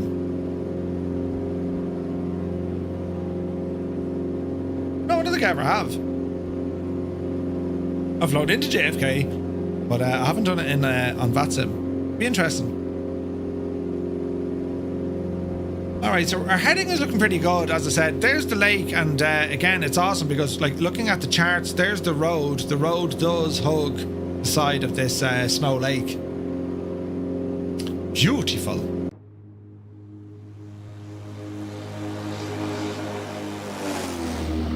That's just incredible, like the atmosphere behind, look. Jeez, that's very nice looking. Look at that.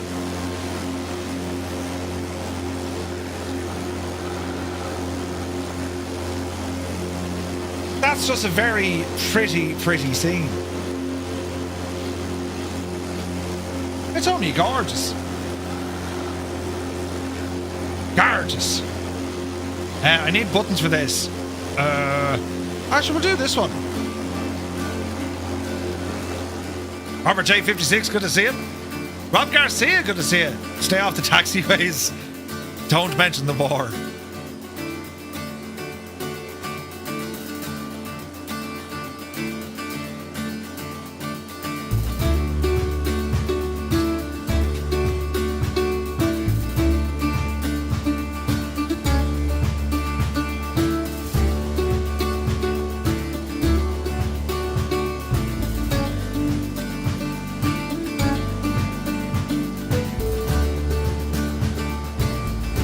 Look at the mountains in the backdrop there. Look.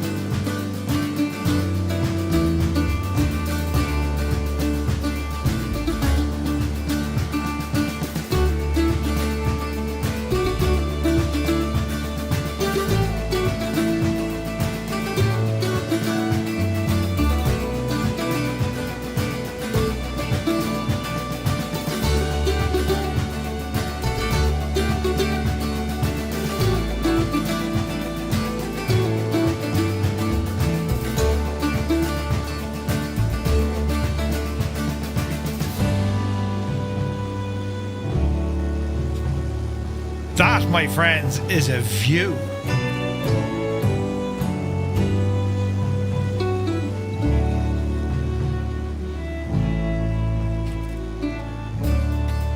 Look at the state of that.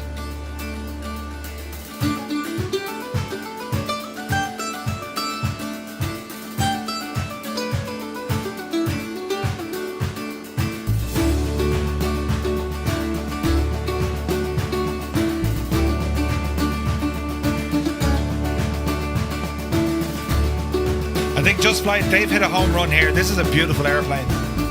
It looks so good in XP12.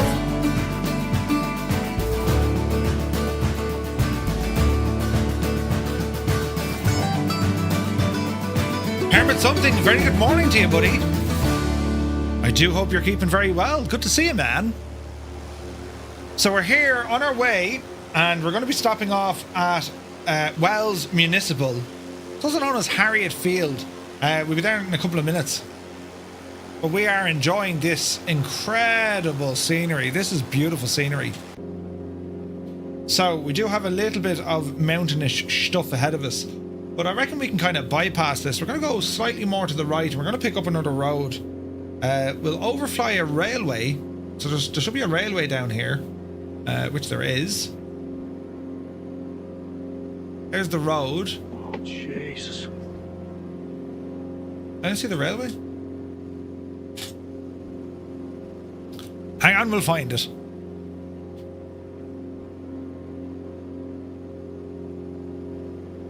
There's a road. Maybe it's not railway. Oh, hang on. It is a railway. There's a railway, look. Choo choo. Choo choo. That's awesome, isn't it? In a Boxman, good to see you. For one for all, good to see you. Welcome in, lads. Happy Thursday. We're here in XP12 in the brand new Piper Archer from Just Flight. It's friggin' gorgeous. And I am well impressed with the sky colours, the terrain, everything, man. This is looking absolutely fantastic in X-Plane. I gotta say, lads, I mean, if you're on the fence, or if, you know, you need to look into X-Plane, it's going from strength to strength here. This is looking very impressive. And yeah, okay, there's a bit of jiggery pokery to get the thing where you need it, especially with like your ground textures, but it's really getting there, I gotta say. Mrs. Upside Down herself, Mrs. GPHI, has rambled into the room, inverted. Good to see you. Welcome in. All right, we're doing well. What time of day? We were 20 to 1, so we'll be landing all by 1 o'clock local, my time, and then we'll do our briefing then. And this is going to be hilarious. Into JFK. 235 Wells Airport at your 1 o'clock, 14 miles. Change to advisory frequency approved. Radar services terminated. Squawk VFR, safe flight. Thanks very much. Roger, Wells Airport at our 11 o'clock, 14 miles. Changing to advisory. Radar services terminated, and we will squawk VFR. Firefly 235. Thanks. Right. Mousy.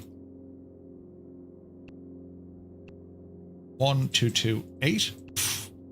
Squawk machine. 1200. Enter. Excellent choice. Well done, say intentions. Brilliant. Crazy Little B, good to see you. Hope you're well. Now, Wells Municipal.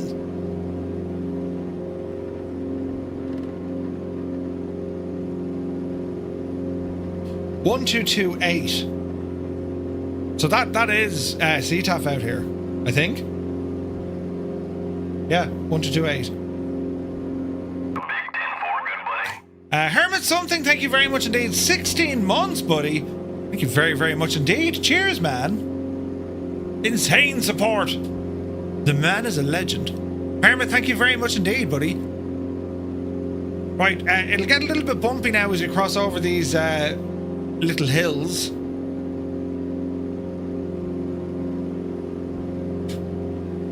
Wells traffic, Firefly 235, Piper Archer. We are 10 miles to the southeast. Inbound runway 27, full stop, Wells.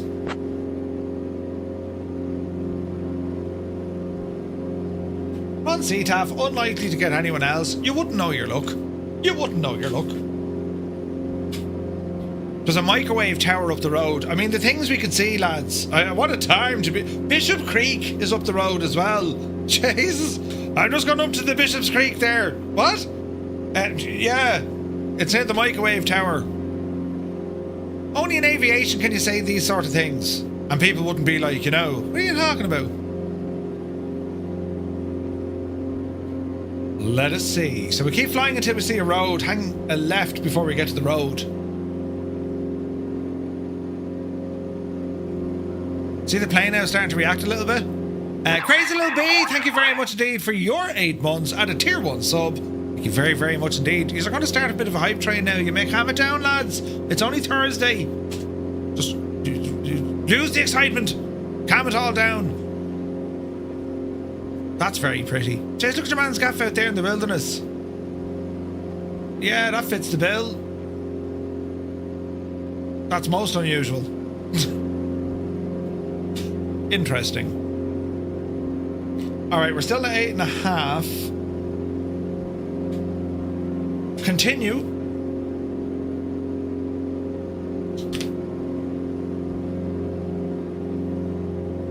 Little bit bumpy. Little house in the prairie, yeah. SU-27, the Archer, I see, not gonna lie, I think the PA-28 Archer is underrated. Cherokee is stealing the spotlight. Dreamy, sleepy, it's a beautiful nighty, airplane. snooze. Norse Viking, thank you very much. Changing me lights. This is a beautiful airplane. Tried his best to live a private life and now he's in front and centre. The best stream on Twitch. Thank you, Voicey. And no, lads, I didn't pay Voicey to say that. You know, much anyway. It was great value. I just got the weekend off in November for the meetup. Nice. Awesome. Jesus, what am I going to do with 100 and odd people? It's going to be brilliant. Hello, and you're very welcome. Can y'all please stay outside in the car park? Because there's no room inside for you. I have to figure this one out. Thank you, SU27, for the sub on YouTube. Appreciate you, man. Right, road. There's roads ahead of us. We can actually, we can drop down a little bit. There's hot air balloons, look. It's a baroon. Look!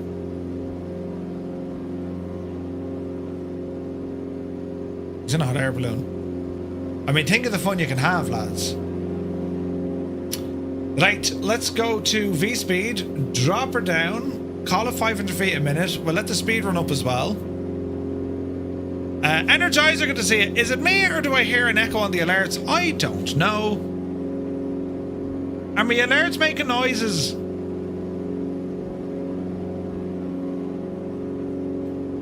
They were ducking. I've turned off the ducking.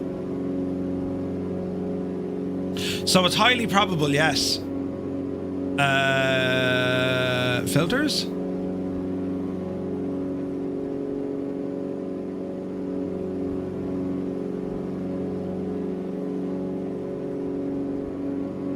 Jesus, where do I find this now?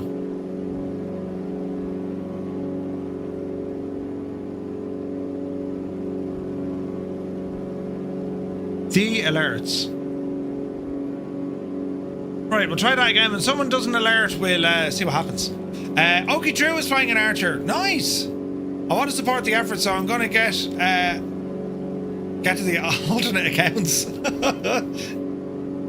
Right, there's that road we were talking about. So we can kind of half follow in that road, look. And let our speed pick up like an absolute mad thing, look. Dougal McDavitt, the German, has rambled aboard. Good to see you, Dougal. Dougal, check out the state of this Archer, look.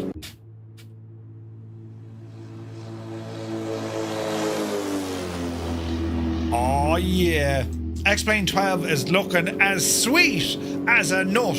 Now, 'tis looking gorgeous. Q8 streamed it yesterday.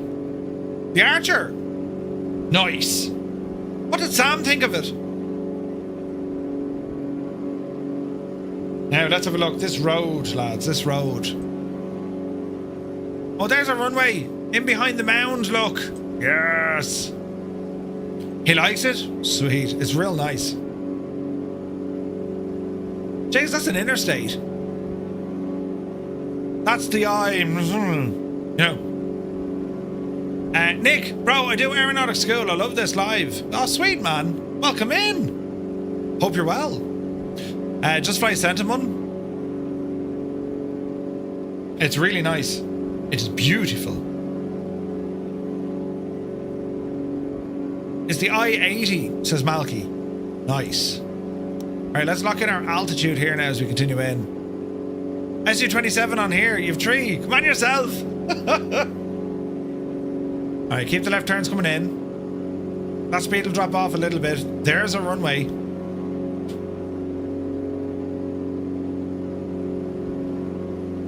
Wells, Firefly 235, Piper Archer, 8 miles inbound, runway 27, full stop. Wells. Nope. Easy now. Easy now.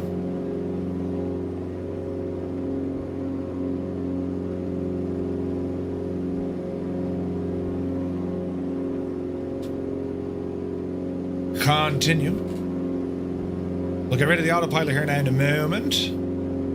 Okay, quick check. So, fuel is on auto. Gear is already fitted. Mixture. Slight little tweak.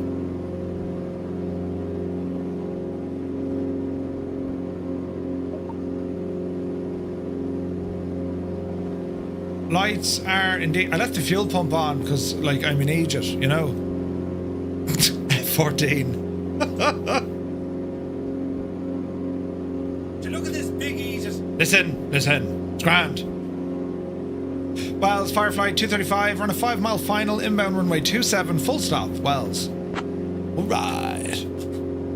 Let us ramble. We shall disengage the autopilot. It's JFK Day. Be afraid. Be very afraid. Autopilot off. I have control. And let's fly this one in. Little bit of trim. Little bit high, but we got plenty of room here.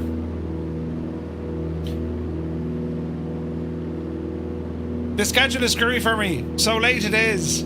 What? Late, you say? Grease the landing. Oh, Jesus, then. Grease me up, woman.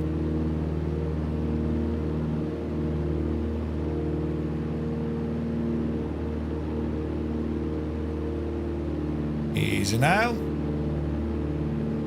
Wells traffic, Firefly 235, 3-mile final, runway 27, full stop. Wells. That was the wrong button. Wells traffic, Firefly 235, 3-mile final, runway 27. Wells. X-Men is starting to look very, very good. Yeah, Dougal, amazing. Amazing. How do you gauge your glide angle during VF4? Good question. Particularly when it comes to general aviation aircraft, I don't know what that does. With a GA aircraft, you don't necessarily need to worry about the PAPIs. The PAPIs are designed to go usually off like a 3-degree glide and all this sort of stuff. You're just aiming. It's visual aiming. So you have your aiming point. You're managing your speed. You're managing the energy of the aircraft. And if there was any chance, you would have to look up for minimum altitude or speeds and all this kind of stuff. Right, we're high and we're fast. So there's 100 knots. Drop her down a smidgen. Flaps. And more flaps. And full flaps. Little high. Aim for the center line. There we go. Speed looking good. Watch the flare. There's a flare. Hold the nose. Just bleed it off. There she be. Touchdown. Autopilot is playing up. That's alright. Easy now. Small bit of power. Flaps in. Yeah, the brake sensitivity is shocking. Need to do something there. Easy now. In total, there are 2 fighters. Ooh. It's a nice little airport.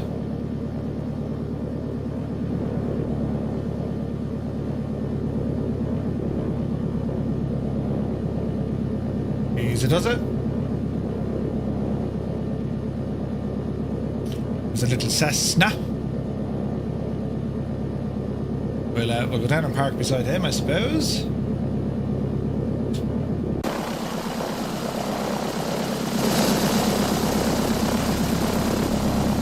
Loads of little hot air balloons around the place. It's cool looking, isn't it?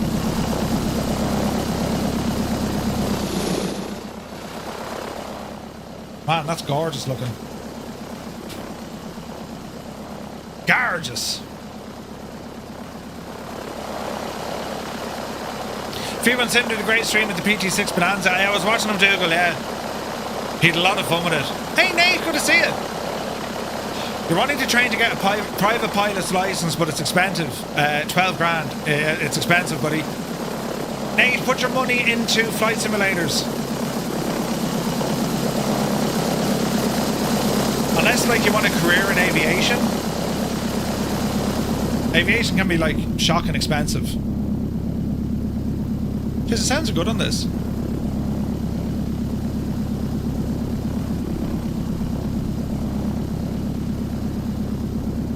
Easy now. Yeah, the brake pedal sensitivity is shagged on this. Firefly 235, clear the runway.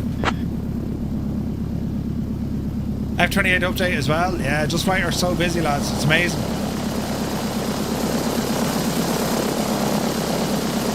Right.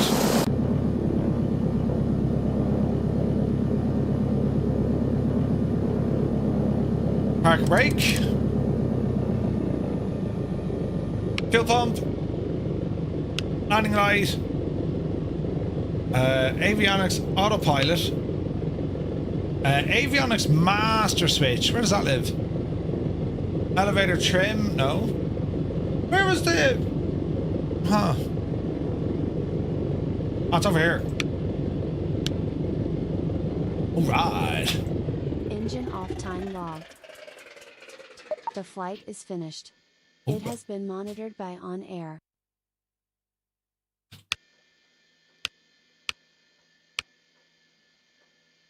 I think we're okay up here. Great sounds in this machine. And get the lights off as well. Alright.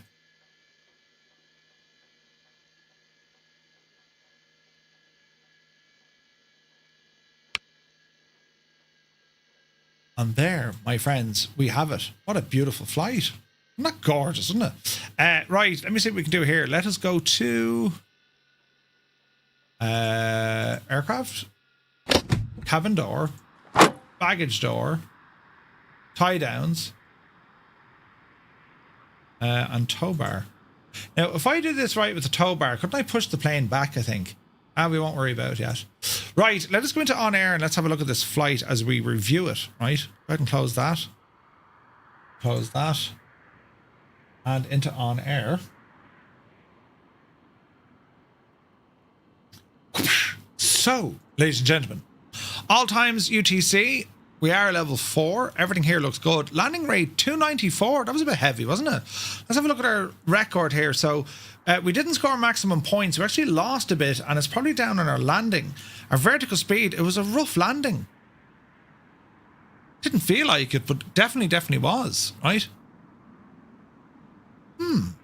Everything else I was happy with, but our touchdown, didn't like that at all.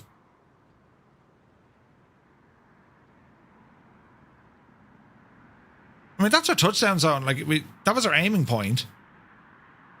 And then we parked up and we dropped her off in here. It's a nice little airport, this, isn't it? B-17 update as well. Nice.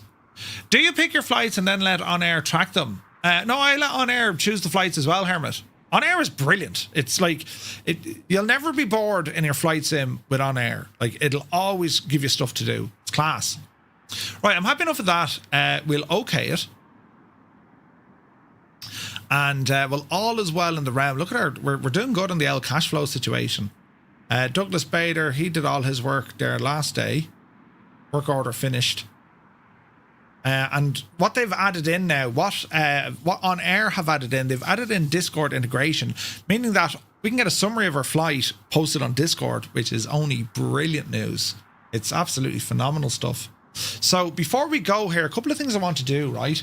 I want to showcase the night lighting on this aircraft, just so you know, you can see, just so you can see what the crack is, right? So let me see. Let's close the door and get rid of the tie downs for a second, right? And we're going to make it nighttime. We could do these things and explain. Make it nighttime, right? And she's getting a little bit darker and darker. So let me see. We're going to have to turn on the battery. So that's coming alive. Get some lights on here. Switches. Avionics. Panel. Radio master. And let's get all our lights on. Look at the lighting in this. Isn't this gorgeous?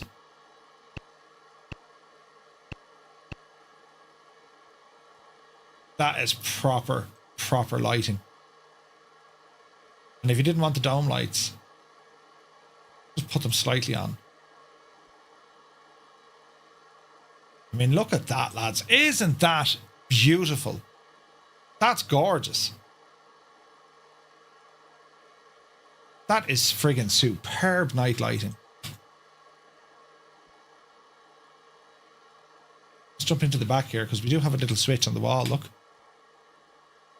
Oh man, the night lighting on this is so good. That's beautiful lighting. Are we impressed or what? Look at that.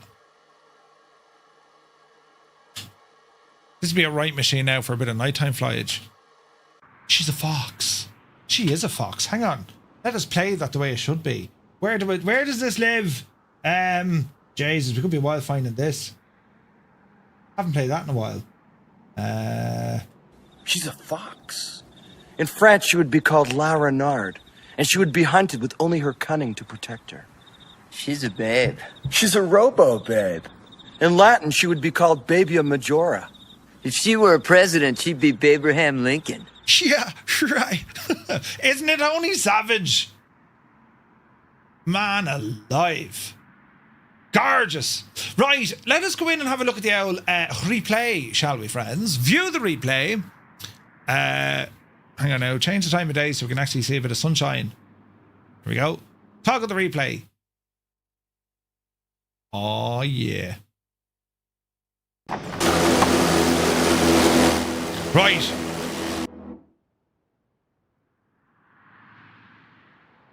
The beacon light is going to shag this. Right now, where are we? Are we at the runway yet? No, not even. Actually, we're miles away. Hang on. Drive it on there, Murphy. Yes. Yes. Yes. Right now. Right. This sort of take it right there, I'd say. This would appear to be threshold. Oh, it is. This is threshold. Nice. Right. That's us. Over there. Let's review the landings. Damn funny. Sounds like a train. Distance. There's our flaps down.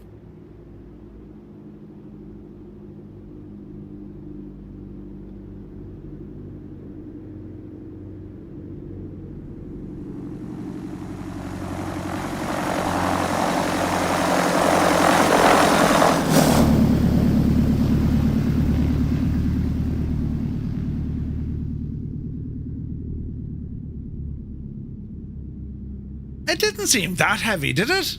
It wasn't bad, but look, yeah, our alignment afterwards was shagged. It doesn't like... Unfortunately, there's the beacon light. Can I move from this position? No, no.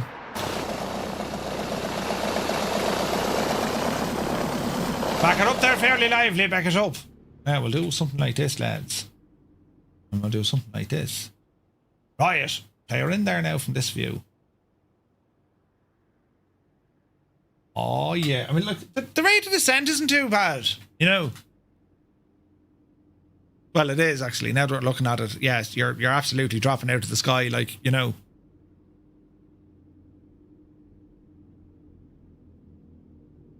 Not too bad. Not too bad. Yeah, the glow on the wingtips, I can't fix that, unfortunately.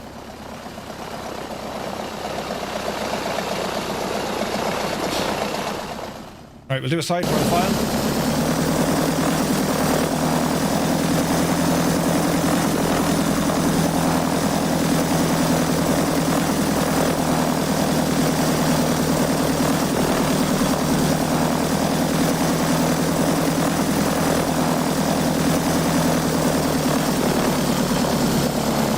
That wasn't bad at all.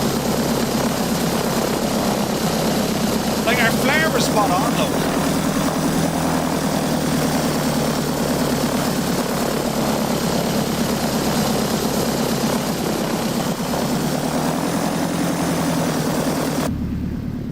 Our flare was actually bang on, look. Huh? That wasn't a bad landing at all. A little bit heavy, but like, it wasn't bad, right? Who's asking? It was a lovely landing, Murph, yeah. Right, exit that. And, well, we left our plane over there. With all our lights on.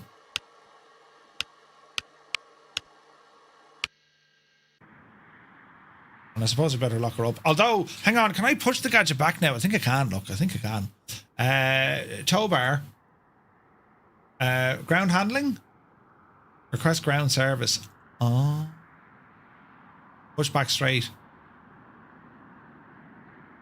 Service will finish in 9 minutes. For crying out loud.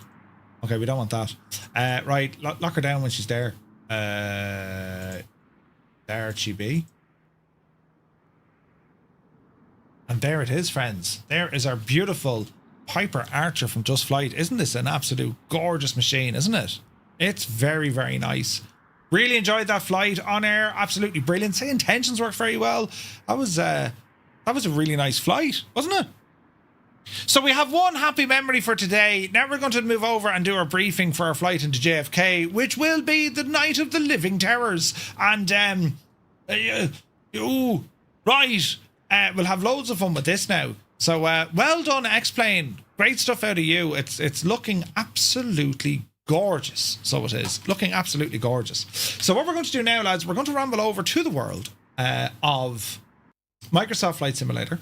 We're going to unscale all of this. And close that. And close that. And close this. And fire up that. Right. Now, before we get going, where's this now? Delete. Yeah, man, that F-28, we gotta go flying that soon, don't we? We really do. So we're going to look at VATSIM. We're going to look at VentUSky. So here's one.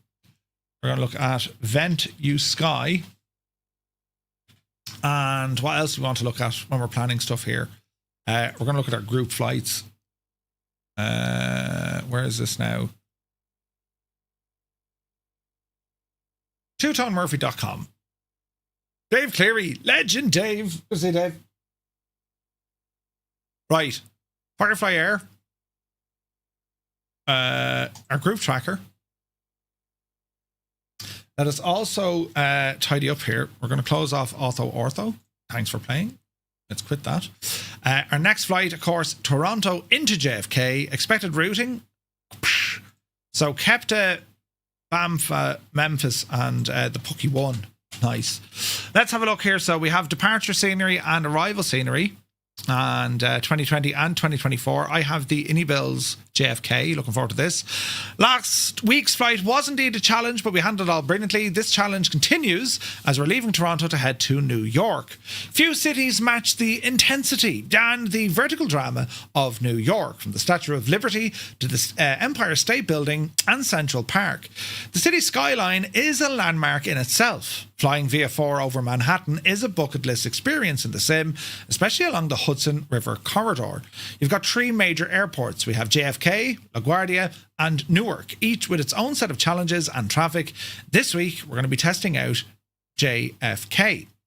Interesting fact, the FAA allows specially designated VOR routes along the Hudson River and East River, known as the Hudson River Exclusion.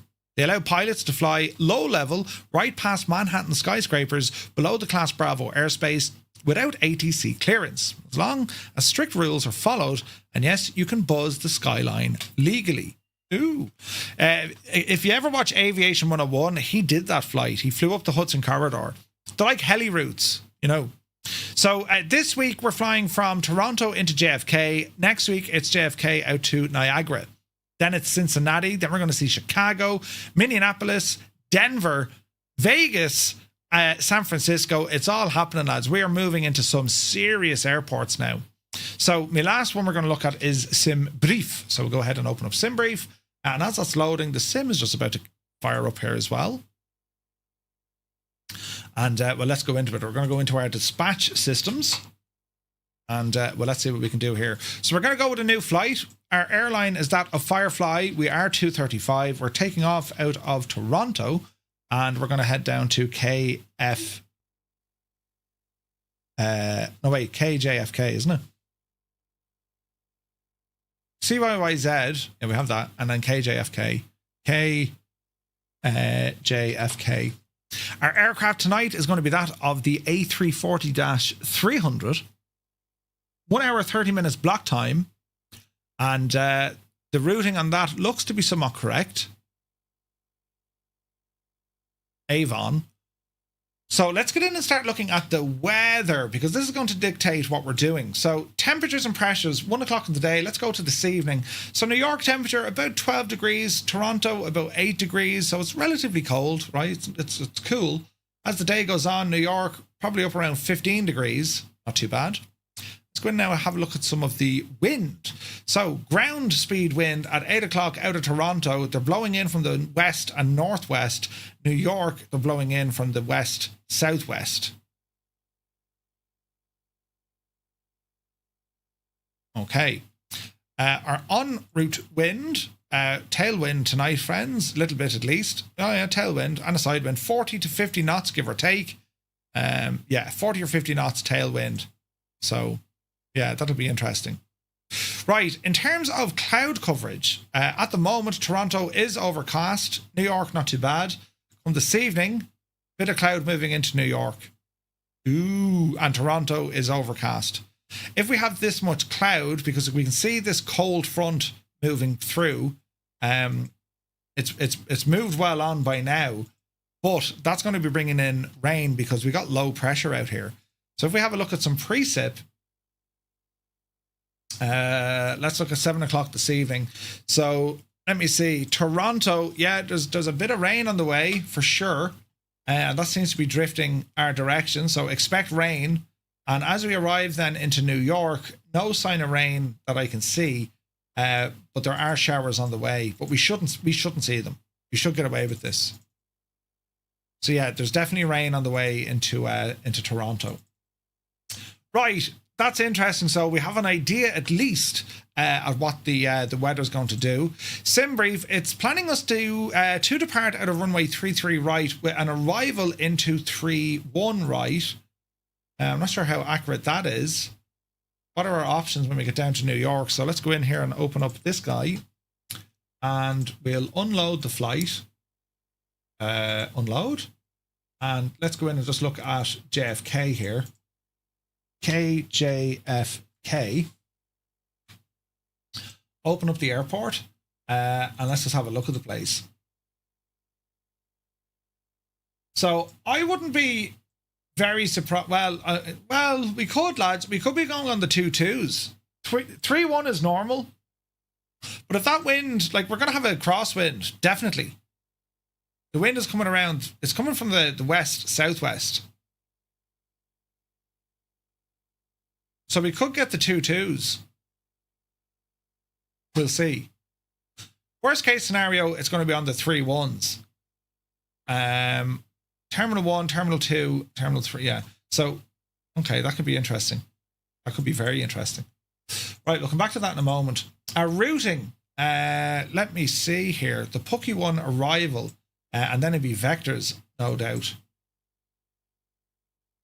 Okay, let's go ahead and generate this flight. And in the sim now, well, we're going to start off in Toronto just to make sure everything's working well in there. So let's see what happens, right? So the A340, that's our aircraft of choice. We're going to be flying this machine tonight. Also, we made the Firefly Air livery available over on the website if you'd like to grab it. So we're going to be in the A340. We're going to select Firefly Air and we're going to load into Toronto just to make sure everything's working the way it should.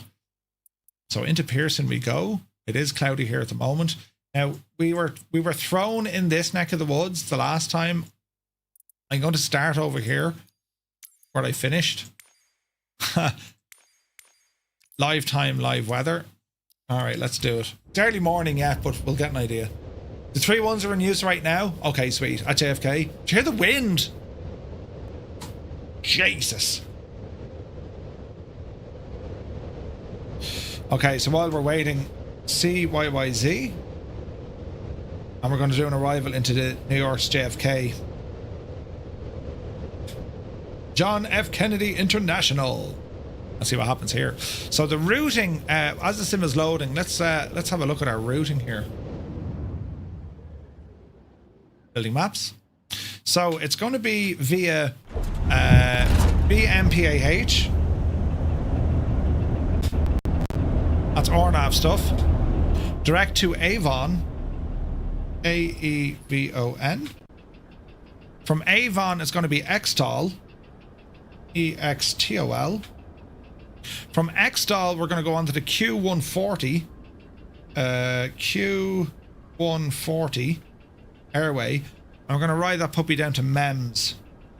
From MEMS, then it's going to be the Pucky 1 arrival. Okay, so departure, we're expecting runway 33 right. And it's going to be the Kepta 3 off 33 right. And that's over to Bimpa. And then into Kennedy, our arrival, we're looking like it's going to be the Pucky 1 arrival. And that's going to be via MEMS transition. And we're aiming for runway 31 right. Now we could put in the approach here as well, but we'll worry about that now in a minute. So let's just generate the flight here inside of Garmin, just to show you what I'm looking at. And ownership, we're back in the big boy, commercial jet. So here's our routing as we look at our flight tonight. Now we can turn off some of the stuff. Overlays. Turn that off. And we'll probably go IF4 for this one. Okay. So that's how our route looks like. Prince, Yoda, Dor, Pucky, Vader, and Mansek. All right. That's okay to me. Into the aircraft we go. And let's get some buttons set up here. Make sure all is well in the realm. Which it is. Oh man, look at that weather. Wow, look at the skies there, look. Jesus. Man alive, that's impressive, isn't it? Look at the heck of that. Right, so we're in for some interesting weather, to be sure. Right, quick check over on VATSIM. Let's have a look.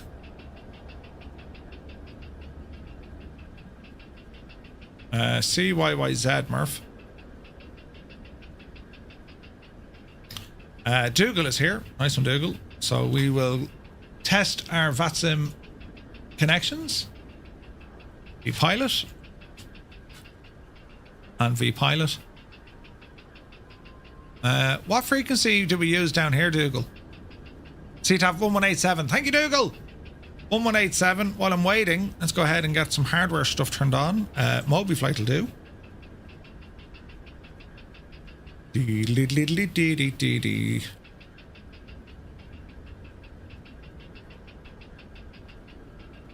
Let's see now. Run. All right, let's have a look here now. So we are going to connect. Give it a few moments. We should see aircraft appear in. There's an aircraft over there. Okay, so systems. Let us look at the battery 1, 2, APU, externals 1, 2, crew supply, ground, emergency lights, nav lights. Adheres we don't need. Okay, so 1187, is it? 1187. 118.7. 1187. 1187. And let's have a listen in. They're using 3-1 for departure in real life, says Malky. 3-1 left. Okay. We'll have a look. Where are we? Toronto. Toronto traffic, Firefly 235, radio check.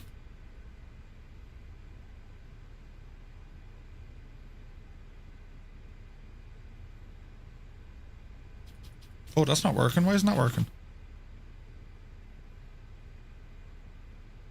Interesting. Settings. Push to talk. Yes. Settings. Push to talk. Okay, why isn't that working? That's interesting. Disconnect. Close. Start her up again. Mitchell, good to see you, buddy. Connect. Connect.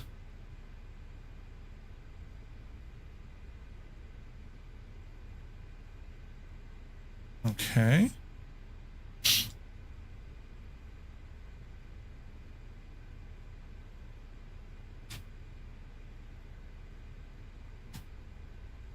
Close.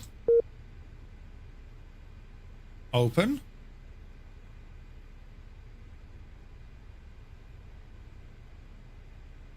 Connected. 1187. Right, Murph, turn on your shagging radio.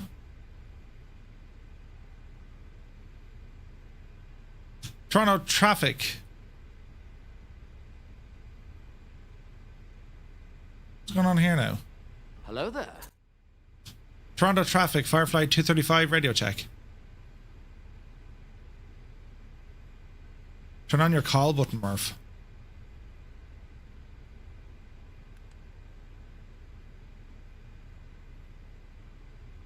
Oh, still not working. Can I get a refund? There's no refunds. Why isn't this working, lads? Voice. Oh. Hello there. 1187. I'm good to see you, buddy. Paul GTA, welcome in. Alright, this appears to be a software issue, lads. Let me see. Settings. VATSIM server, yes. Miscellaneous. Updates. Check for updates. Performance, grand. Audio. Push to talk. Okay, so we'll go over to this guy.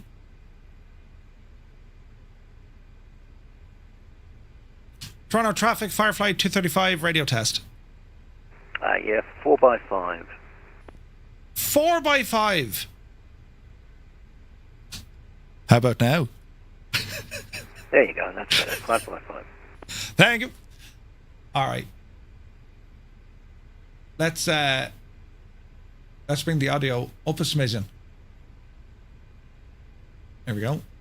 That is very low, isn't it? Why is that so shagging low? Usually I'm the opposite way around. They're giving out that I'm too loud. Output volume +2. Yeah. Output volume +2. And then mic volume is at 0, +18, too loud. 0 and 1.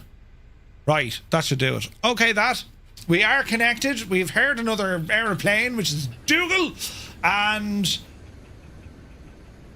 We still don't have our beloved Firefly Air liveries. That's irritating the sweet nutter bejesus out of me. Man alive, look at that. That looks savage. That's impressive. Okay, so if we we'll import our flight from SimBrief and let's do a bit of homework here, right? So if we get IFR, if we need to, Jesus, that's very confusing looking. Let's turn off half of this crack. Want that? We don't want that. Right. So, well, they're waypoints. I'll probably want those. But anyway, I don't need them yet. If we get a change of runway, so we're planning for 3-3. They're the 3-3s. We can only get the 3-3s, so it'll either be left or right, so that's fine. So we'll either go this side or we go that side. Either way, it's relatively straightforward. Taxi onto Echo or taxi onto Foxtrot. Fairly straightforward. All right. Our routing, it looks to be a Kepka. Let's have a look. So our departure, let's have a look at the routing here. So the runway, initial climb.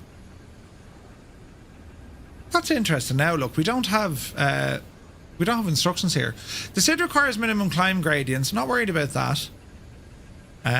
Initial climb, unless otherwise assigned. So ATC are going to give us the instruction here. If there's no ATC, we just climb and we can turn ourselves. Effectively. Wrong chart for the 3-3s.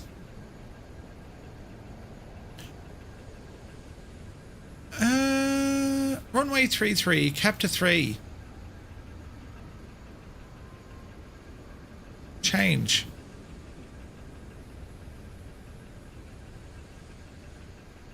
Oh, that's interesting.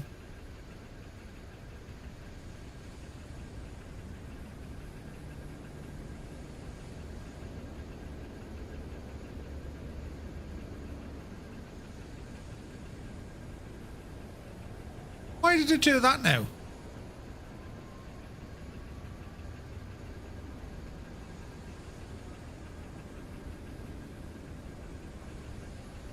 What did we say? 3-3 left. No, 3-3 right. Kept to 3.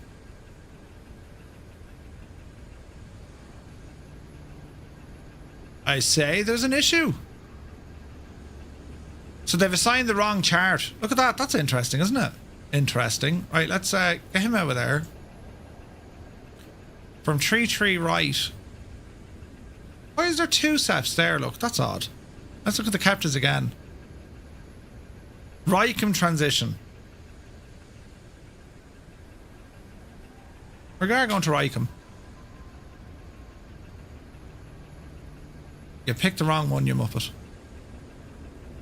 Kepta, Rycombe. Unpin that guy.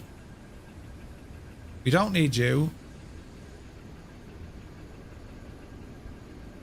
How do I remove that now?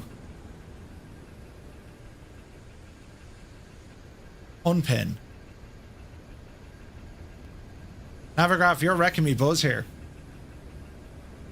Right, this is the one we want. Let's have a look here. So, this is 3-3 right. Unless otherwise assigned by ATC, climb at a heading of 327 up to 2100 feet. Climbing right, turn to 340 or as assigned, and then expect radar vectors over to Vivet or assigned. Okay. So let's read that again.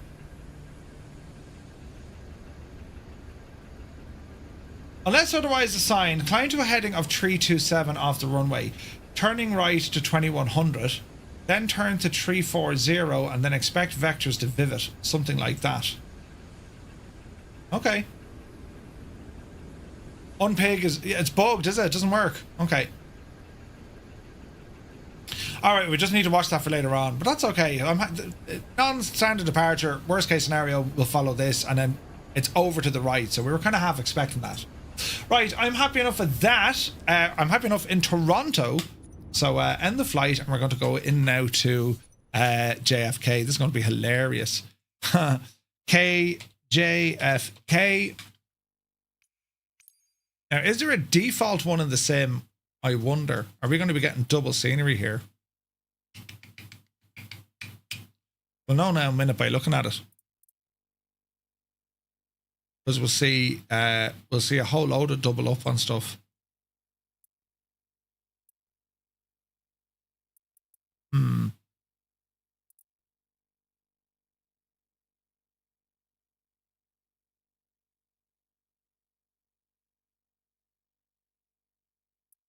Usually you get 2 towers.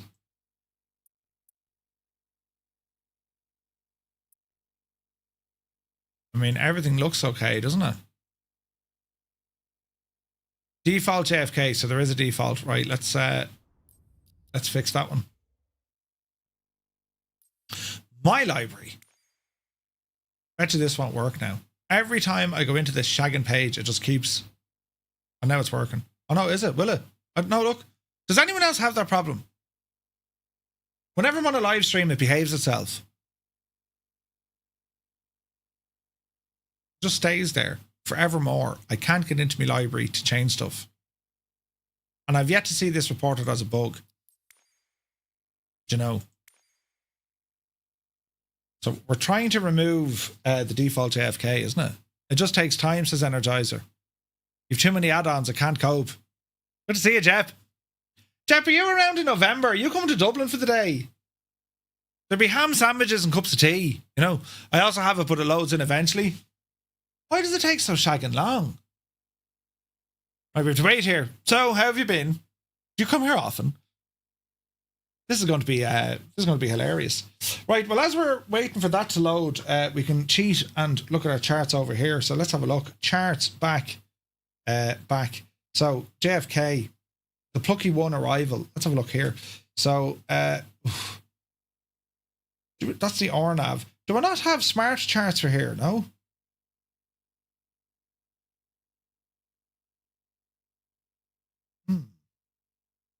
Look at all the friggin' restrictions.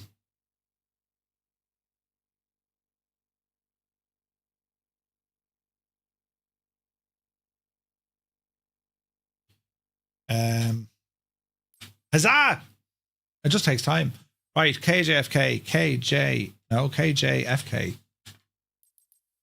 Landing challenges. I already had it disabled. That's the level of Muppet you're dealing with. Oh, it's going to clash with Spain. Oh, no. Ham sandwiches by 100. Jeff, does 100 people come to this? Who's it to you? You know, right, KJFK again. KJFK. In you go. Now, am I going to load in on top of someone on VATSIM? And more importantly, is there people online? Aegis is live. Right, so just don't park. Park Terminal 7. Where's the cargo stand? Do they do much cargo over here? I'm sure they do. Here's all our cargo.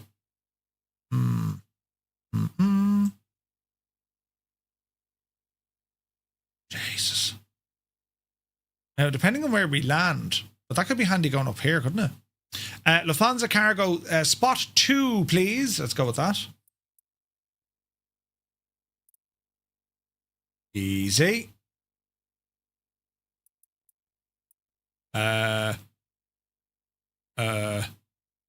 Wait now.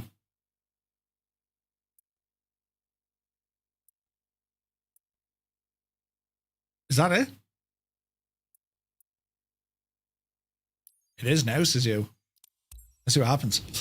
Centers online, 125325. Sweet. Sarah man, good to see you, buddy. Hope you're well. Right, let's see what happens here, lads. Bomb, bada bomb, bomb. This is going to be hilarious. I don't know how well the sim is going to behave. General Aviation Terminal at JFK. Lufthansa cargo's on the other side of the road. Is it? Uh-oh.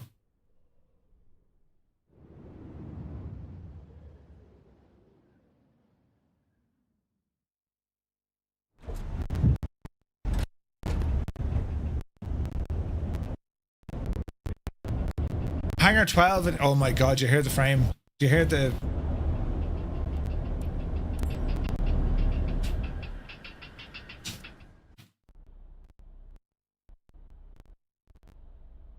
CPU is having an absolute fit. Settings. Turn that divel up anyway, no matter what we do.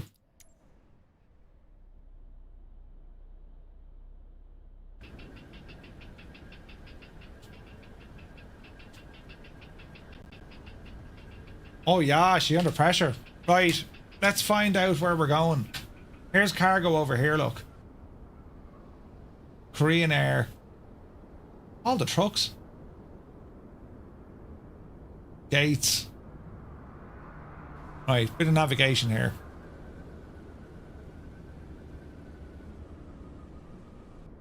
So ideally,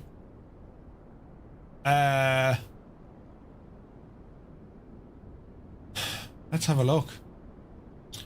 Ideally, we would want to be hanging a right and then it's up on the left, isn't it?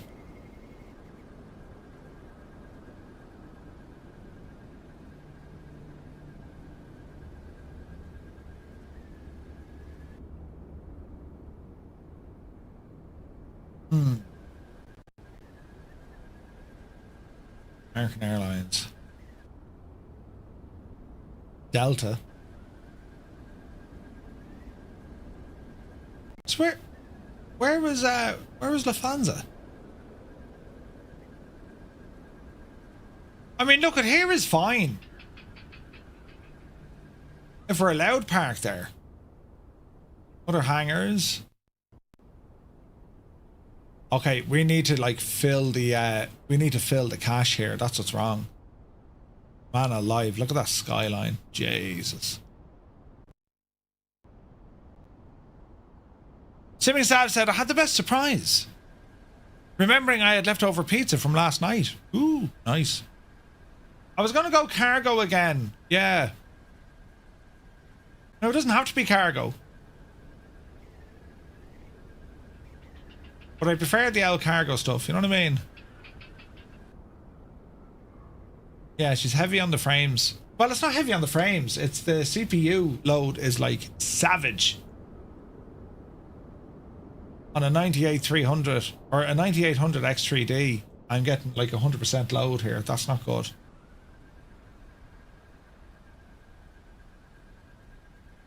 But we'll let the L scenery cache build up here now. That'll help.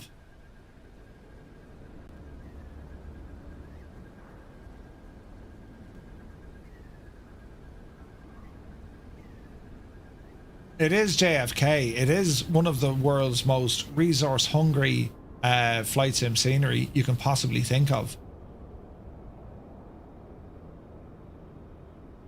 This is the Inibill's enhanced version. It'd be pretty. Okay, it's starting to stabilize a bit. Interiors, yes. Right, I just need to get me plan into effect here when it comes to parking. So what's over this side of the house? Modern Aviation, so that's an FBO. So where I'm parked is somewhere I shouldn't be.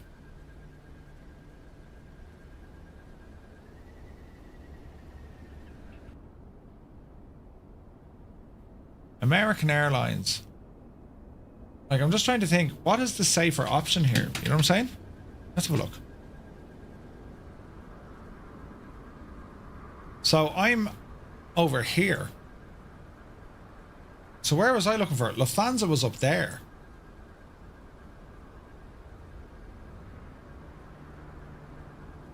So I'm on the wrong side of the road.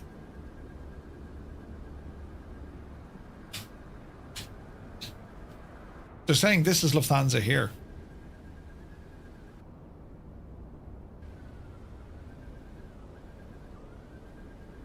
Which could work. It will work.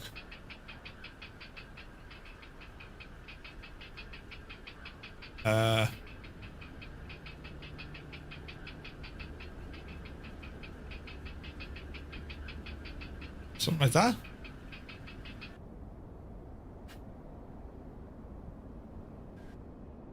Something like that could do. Right. So that's where we can live. Okay. Right, leave her sit there for the minute. Let's bring back up Navigraph.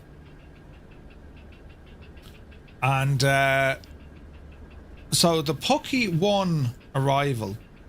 Why didn't that even come up?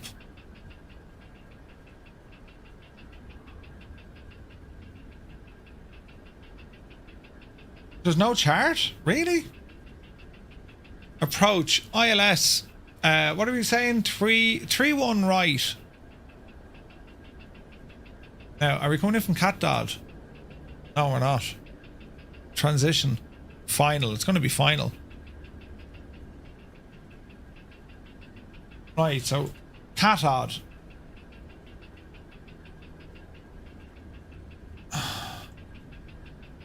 This looks a lot easier than I think it's going to be. Missed approach, climb to 1800 feet, hang a left up to 4000 feet, outbound on the LaGuardia VOR on its radial of 207 degrees, heading over to MOVFA International at a DME of 34 and hold. So straight ahead and hang a left, climbing up to 4000 feet. Okay. You can always request 3-1 left, but it might get denied. Yeah, well, either or. It doesn't really matter. Like, worst case scenario, if we come in on 3-1 right, you know, once I can find myself onto the Bravo taxiway and then Sierra Bravo, she won't be too bad. Okay. So let's think on this though, right? So all going well this evening, we're going to be coming in on either 3-1 left or 3-1 right, okay? And we're going to be coming in from the north, up that neck of the woods. So this is how she's going to be looking, all going well. So we're heading for, you're pretty much heading for downtown Manhattan. But if we have to go mist, we fly straight ahead, 1800 feet, hang a left, up to 4000 feet, and then we go out and we hold. So it'll be something like this. Then it'll be something like this. And then we intercept the outbound radial at LaGuardia, 201, and then we hold. What's that little airport there? It looks to be completely closed. It is closed. Interesting. There is a chart for the PA-28. Is there?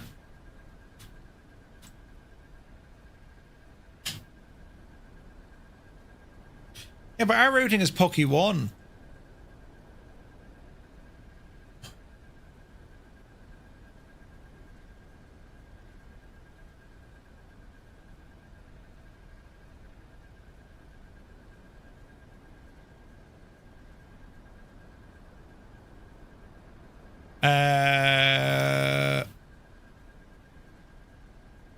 Airports, charts, star, 22E. PA-1 Ornav arrival. Is Navigraph having a bit of a day for itself? It is. Right, so we are coming in this way. Jeweler, Cody, Arc, Yoda, and there's Pucky down here. So once we get to door, ATC will take over anyway from here anyway. Expect flight level 200. And then we're under 250 under that.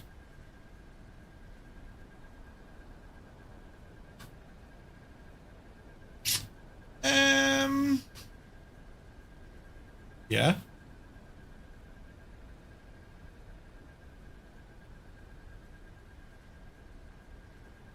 So we hold here.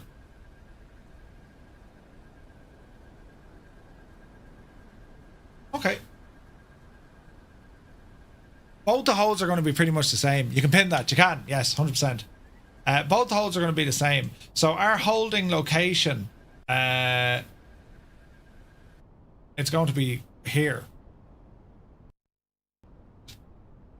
What's causing the CPU spikes? That I don't know. But this is where we hold.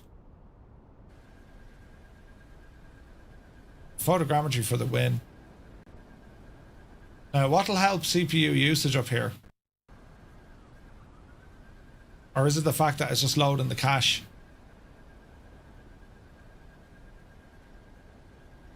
Because they're pretty big stutters.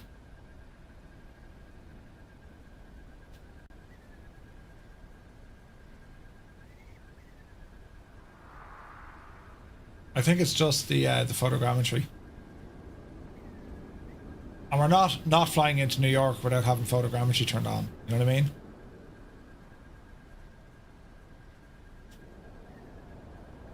Wait now, is that correct? What's going on there? Land reclamation? Use auto FPS? Yeah. Tends to cause issues as well. And the reason being, Dougal, I'll literally get 100% spike that'll last for maybe a second, and then I get back up to 120 frames. So auto FPS won't be able to figure that one out. It'd be different if you were just getting lower frame rates, you know, the kind of way. But this is just spiking, and I'd say what it is, it's trying to get the information from the gadget quick enough. No, I think it's fine. Like the whole point here, moving around here, that's filling up the scenery cache. That's exactly what we want. So it's not trying to download and horse it in itself later on, you know. The amount of building going on up here is nuts, isn't it? This is going to be friggin' nuts.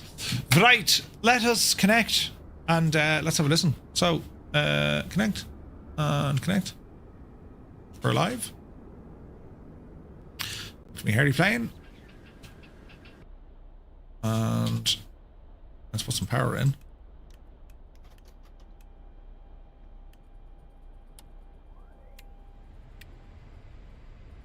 Okay.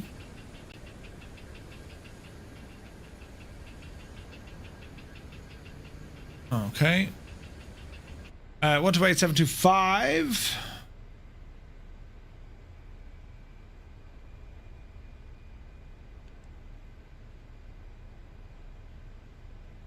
Niner 1. Approach and use ILS. Runway 31 right. Visual runway 31 left. Departing runway 31 left. Notices to airmen. Respect all runway assignments and hold short instructions. Advise on initial contact. You have information uniform. Kennedy Airport ATIS information uniform 1151 Zulu. 1270 at 11. Visibility 10. Fuel cloud. So you have flight service and you have center. 125325. 125325. Right, leave those on. Newbear, good to see you, buddy. Hope you're well. I think we're going to be okay. This is purely just filling up the L cache. That's all we wanted, you know. This is going to be an interesting flight because you can very quickly get just distracted with like the beauty that is New York in the distance. I mean, Jesus. Right? So our plan of attack is going to be either 3-1 left or 3-1 right. If it's over to the right hand side, again, I'm not overly worried. Once we stay on the taxiway of Bravo, right? I decided to take up more physical fitness. I'm going to start walking more, pushing heavy things. I reckon I'm going to buy a Skoda. Epic Fool, good to see you, man. Happy Thursday to you, bud. And also, you should get a Skoda. It'll do marvellous things for your life. You know. Good prep needed. Make sure you know what's coming. Right? So, okay, if it's going to be 3-1 right, it's going to be the same missed approach. And then we want to exit at Bravo, which would be here. There's Bravo. And then for us to stay on Bravo, we go this way, hang a left, signpost. We're on Bravo, over the bridge. Stay on Bravo. This is all Bravo. And then we go on to Bravo Sierra. There's Bravo. How do we get in here now, look? Either or, but we want to be taking the first right. Bravo Sierra. Sierra Bravo. Right, okay. Yeah, it'll be a bit of crack here, won't it? And the whole idea of moving around the scenery now, this is just to build up the old, whatchamacallit. Now, I do have options in the Indy Manager to kind of take some pressure off this. Let us see.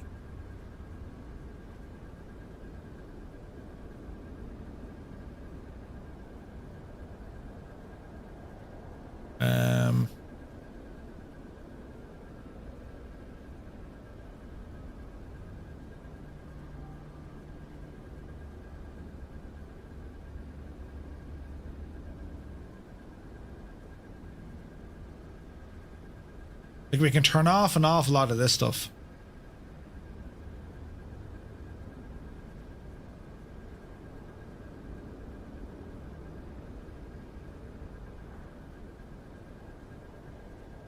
Snow equipment?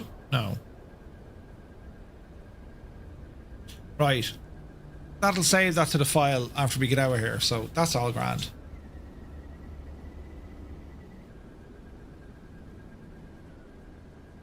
Okay, let's just double check both missed approaches. To be sure, to be sure. So if we were going on a 3-1 right, let's look at the approach. Let's look at the ILS 3-1 right. ILS 3-1 right. Yeah, very same story again. So it's over to Modfa. Climb 1,800 feet, left turn, out to 4,000 feet, onto the LaGuardia VOR 207 and hold. So the missed approaches for both runways are the same. This is the first time I got into JFK with X-Plane. Ooh, getting 35 frames. Nice. Nice. Right, let us review this again. So, departing out of Toronto, right? Unlikely the runways will change, but it's not a big to-do. We're going to be vectored over to Vivet, and then it's out, and away we go. This is madness here. But it is what it is. If we're under ATC, they'll probably give us direct, right? 3-1 left is different, says Malky. What are you talking about? 3-1 left out of... 3-1 left is different, as in the missed approach.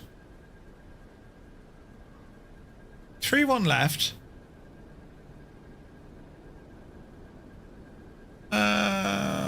What is 2? 3-1 left is slightly different. Well, it's different, but not much. You're still turning left. So instead of going out to the LaGuardia VOR, you'll come back into the JFK VOR. But like, I'm not, do you know what I mean? I'm not too worried about that. Like, they're similar so far as it's get away, like, turn left down to the south and hold. Do you know what I mean? So if it's 3-1 left, yeah, we just turn an awful lot shorter because we're going to be holding on the outbound radial of the VOR on a 190. So we're almost directly south. 19 miles out and hold. That's fine. That's fine. Here's where the crack is. So our departure, that's grand. En route stuff is grand. And then it's into this Pucky 1 arrival. Jeweler. So let's look at some of the constraints here.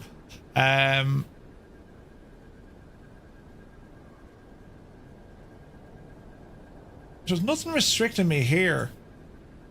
Until we get over to fuel, and that's expecting flight level 200. Yes, Garda, I know the road and footpath are different, but they both go the same direction. Yeah. At the moment, there is a queue of 15 aircraft for 3-1 left, 3-1 right is used for landings at the moment. Ooh, oh, in the real world. Okay. Varxy, welcome in, buddy. Okay, so when we get to Pucky, we're going to have to get vectored.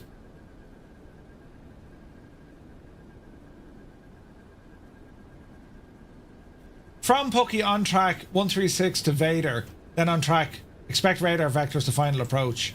So it's Pucky and then Vader. And there is the LaGuardia VOR, it looks like.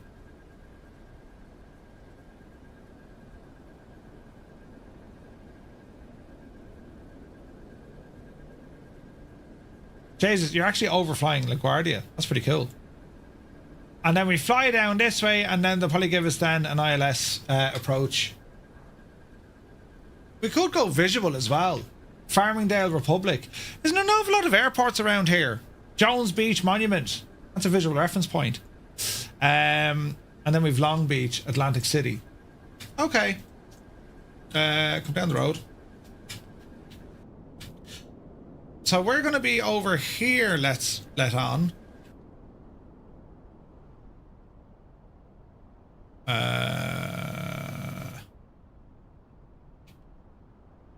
So we're going to be coming down this neck of the woods.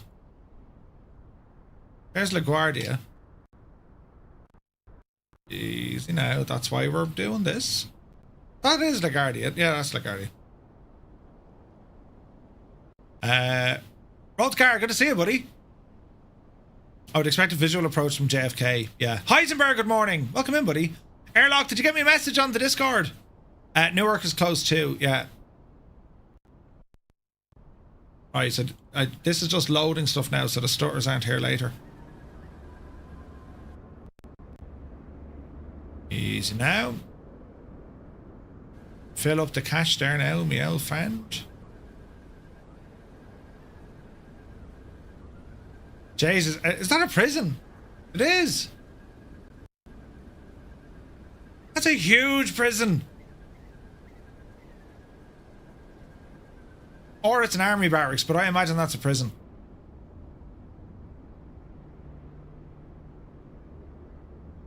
Can I bring along a DHL helicopter? Epic fool, of course.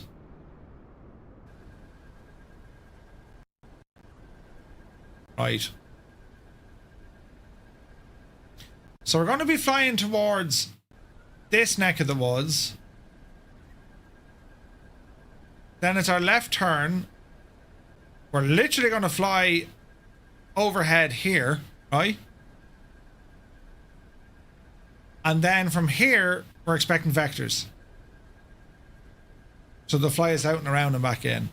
Rikers Island. Captain Butter's good to see you. Rikers Island, it's called? Right, so we need to build up some scenery caches here now. In you go, you big Jesse.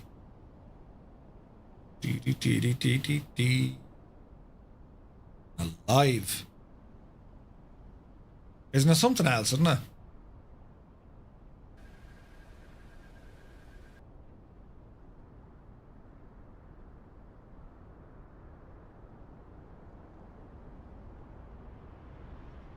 Isn't it absolutely friggin' mad what you can do? The island dedicated to prison. Really? It's a full prison, man.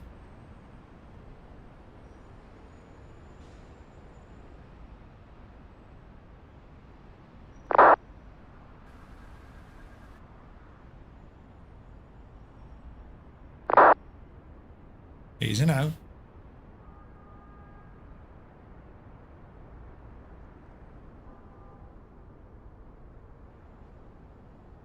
Load it all up. Load it all up.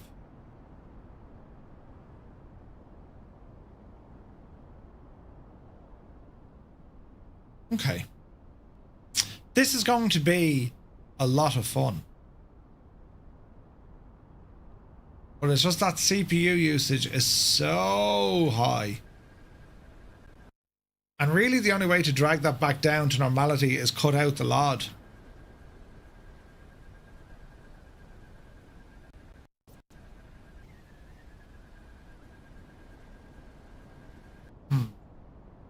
Wonder am I using the right settings on me friggin' 9800 X3D? Like how is it under so much pressure? You know what I mean?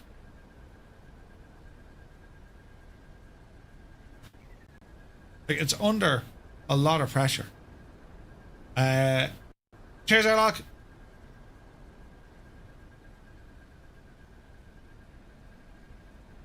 Like, that's not, like, very smooth and crisp. Do you know what I mean? Like, that's under a good bit of pressure. Now, it could be the scenery cache. I could be as well to clear that.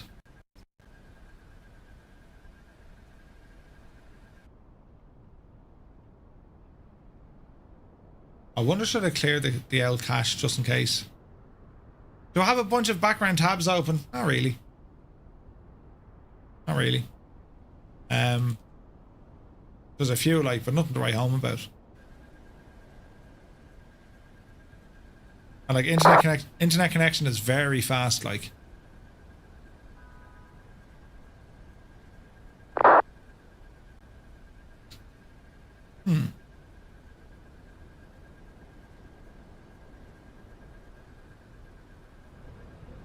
Like, we're using like frame gen and all that as well. Turn road traffic off if there's a ton of it in big cities. Do you reckon it's road traffic?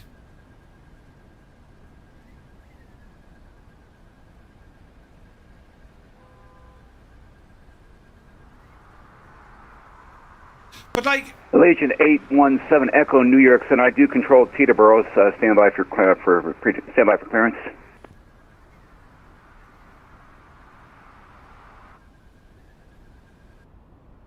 like with everything running, once it kind of calms down, it's sitting at like 40%.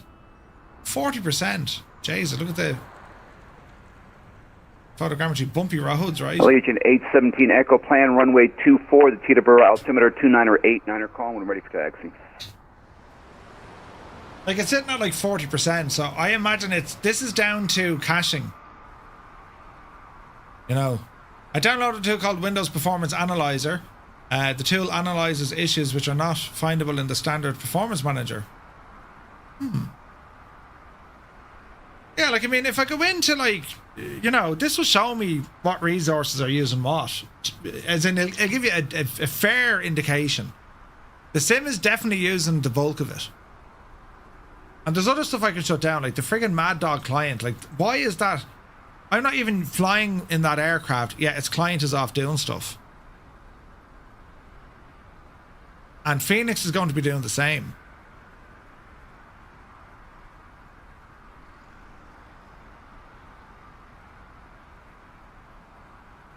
So maybe keeping those off helps a little.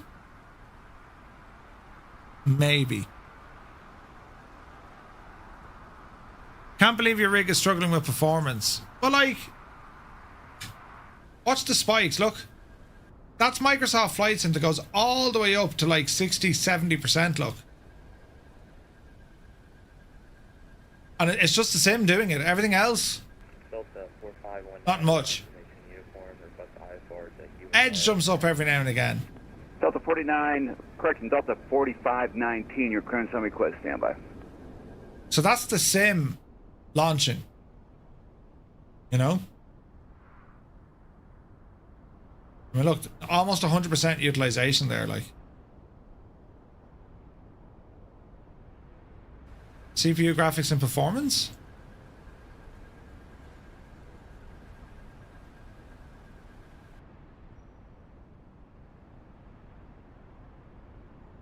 I mean, they're all pretty much maxed out.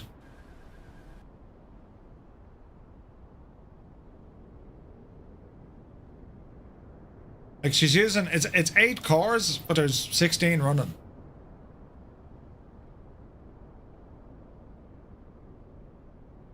Like, the speed is good. 5.2 gigahertz, nothing wrong with that, lads.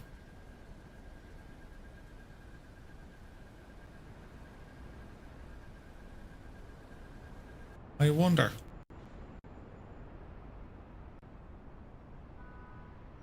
Very high utilization though, for sure.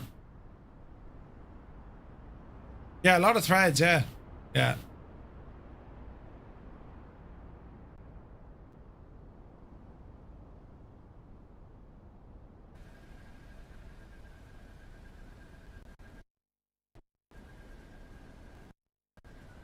%, like that's full on, look.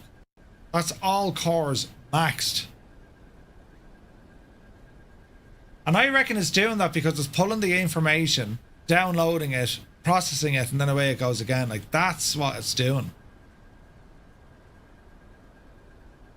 Do you know? The biggest rolling cache? 64 gigs, I think.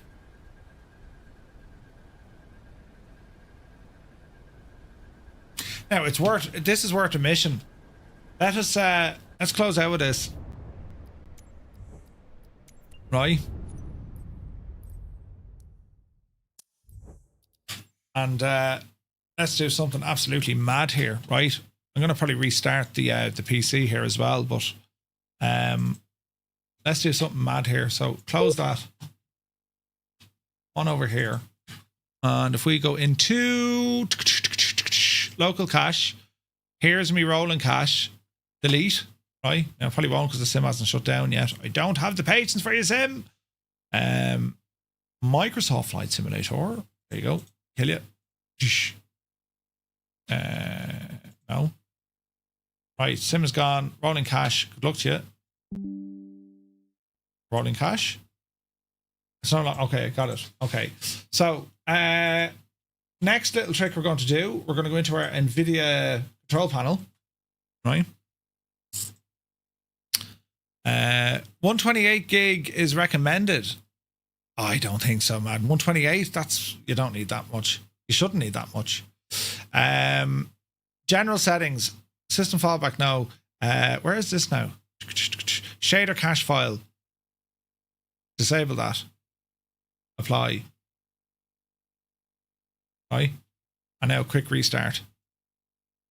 Because I'm going to show you what we're going to do. And let's see what happens. The most expensive solution might be a CPU upgrade. No, man, you're not going to upgrade from a 9800 X3D to the 9950. Not for the price. You're not going to get the same result. Plus, on paper, the 9800 is superior. On paper, at least. You know. That queue for departures on 3-1 left is insane. Ooh.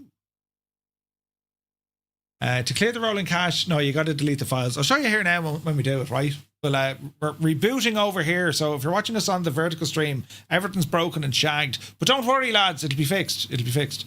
And we'll just let the PC think about life here for the moment, you know? Or probably undervolt the CPU. Shouldn't need to, Roy. If it was an Intel chip, you'd say yeah. But like, I don't struggle with power. I don't struggle with temperatures. That utilization, it's only happening with the sim, and it's only happening in that area with the scenery coming in. Do you know what I mean? So it's either rolling cache or the shaders. I'll delete the shaders. I've deleted the rolling cache. So we're, you know, hopefully we'll see a huge improvement when we get back there. We'll have a look though. We could be lucky. Could be very, very lucky. Do you know? So just let it all kind of fire back up and come to life, and then let's see what happens.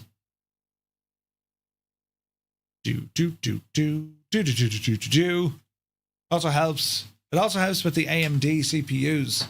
Oh, like, yes, you can undervolt them. But for my use case, it shouldn't have to. You know, shouldn't have to. Right, there's live. There's live, Jim, but not as we know it. Right. Give it a second to think about live. Start up all as it laps. It's getting exciting again, isn't it? Open that. Restore. I need to turn back on all my stuff, look. Waiting for camera to load. This one. Start. And there we go. This one. It's all coming alive, lads. It's all very exciting. Start. I have noticed an issue. My Elgato stuff hasn't turned on yet. Oh. There's buttons. There's live coming into it now. And there's... Do you know what that thing is? It's Corsair. It's that whatchamacallit? The IQ software. Never a fan of that. Now, why hasn't my Stream Deck come alive? There she be. Well, there's one fired up. I'm just waiting on the other one now. There she be's. Right, she's all working now. Right. So we want to get in and clear all the cache files. So we have a little tool for that. Cache remover tool. Yes, please. Go ahead. Open our chat. Like that. So you have to disable the cache in order to delete all of your cache. That makes sense? So we've done that. Back into here. Back into the control panel. Let's see what happens. Global settings. Shader cache. Unlimited. Apply. Lovely. Now we'll do our Murphy special. PowerShell.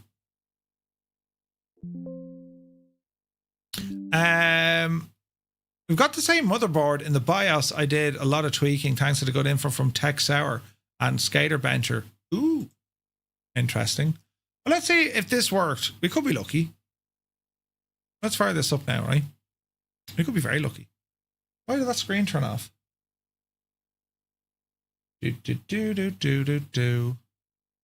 Some things are working, some things are not working.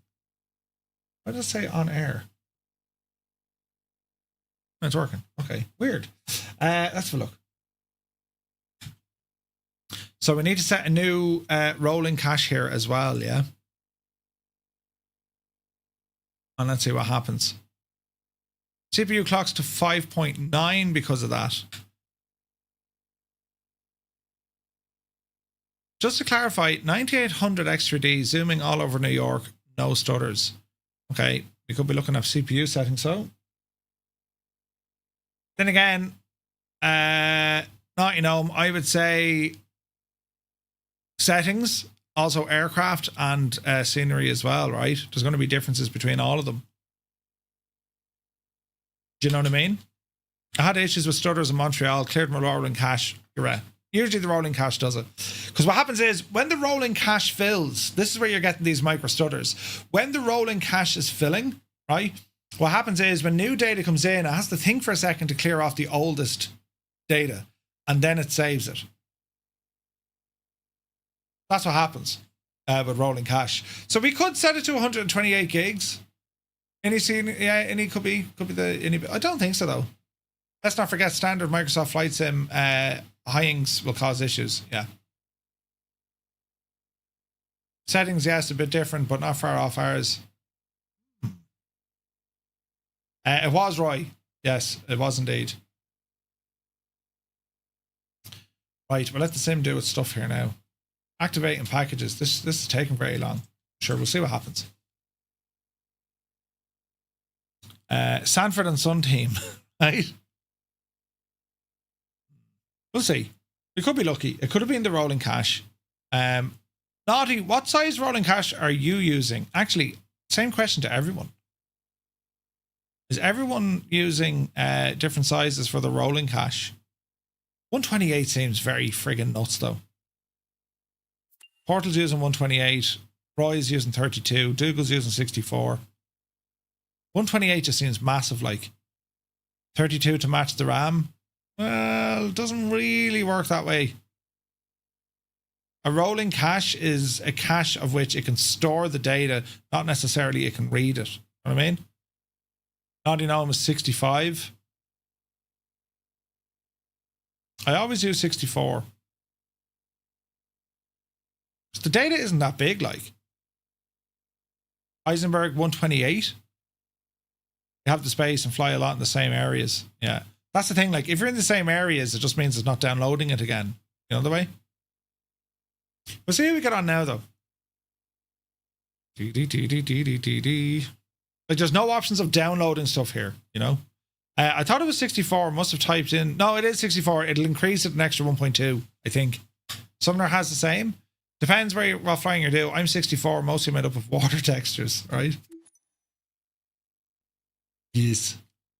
Flying over the water. Yeah, I think 64 is kind of the norm. And I remember like talking to Seb. Seb said 32, 64 is ideal. Right, let's have a look. So we'll go back into JFK.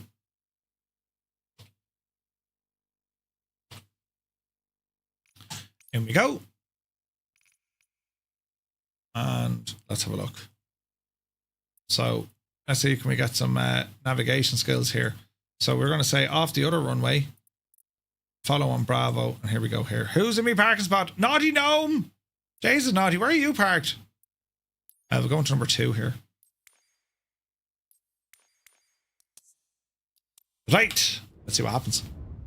Let me see. Well, Habby, good to see you, buddy. I'm going to try up mine from 32 to 64, see how it works. Yeah. Rothgar uses 128. Favorite thing about Microsoft Flight Sim? Man, lots and lots. I love the multiplayer community aspect of it. I love the visuals. You know, I love the accessibility. It's class. It's absolutely class. It's just brilliant. Just brilliant. Cruddy said, I saw a YouTube video where someone did rolling cache testing. They saw no improvement beyond 64. I would agree with that. That's my own understanding of it. But hey, look, if it's working for you, great. You know? It's hard to find a yoke and throttle for PlayStation. There's not many. Thrustmaster thing, that's it. That CPU is running at 100% load.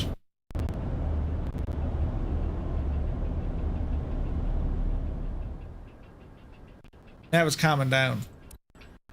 So why am I getting a full... Why is my CPU loading like full blast? And now it's stable at like 50.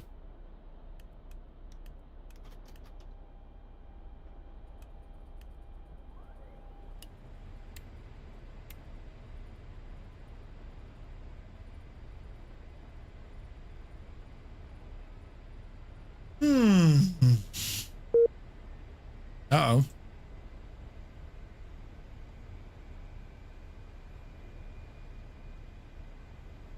Try a different aircraft.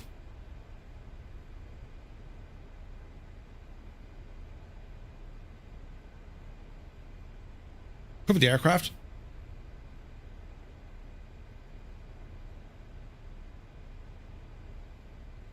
Okay, that's connected. Why is it not connecting?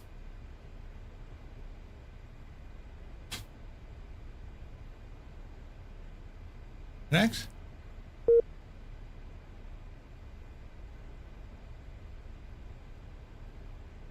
Dun dun dun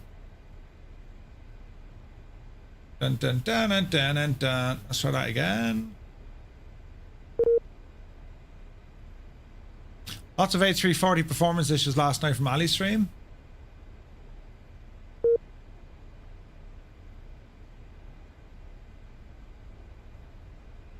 Model files may be corrupt. Okay, that's fine.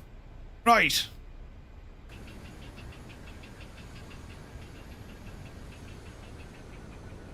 Oh, hang on. Rolling cache, Murphy. Rolling cache. Settings. Up the hill you go. Online. Rolling cache. Limit. Let's go 128 for the crack. Do. Flying over New York City, CPU at 34, but I'm in the cow's DA40. Good to see it, Dazza. Yeah, it's weird, isn't it? Like, here's the thing, lads. I'm only getting spikes. Like, it's not full on 100% utilization. Like, it's far from it. Far from it. It's only for a couple of seconds and then it's grand. It stabilizes. You know what I mean? I wish they could all roll in cache size the config. I wish they could add. I always forget to set it after you delete it. It could be a setting I have on the CPU. No, not in the beta, does it? No. Sim update 3.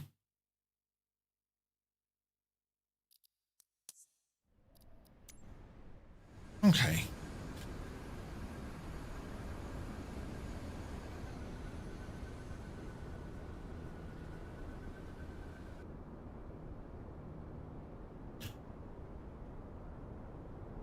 Let's go exploring.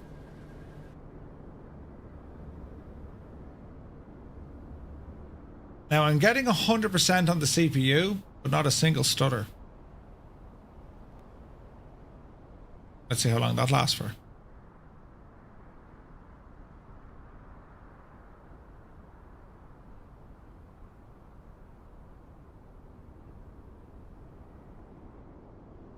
D.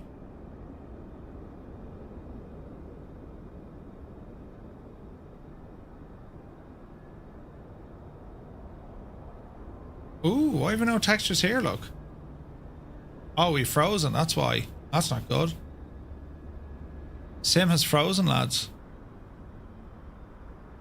Jesus. They've done studies, you know. 60% of the time. It works every time. Okay, so the sim has now completely frozen. We can't have that tonight.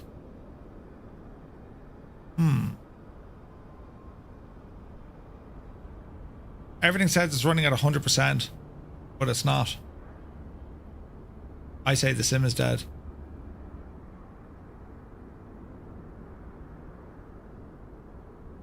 Hmm. 2020 it is. Hang on, it's coming alive. Bloody hell, that's like the mother of all stutters. Jesus.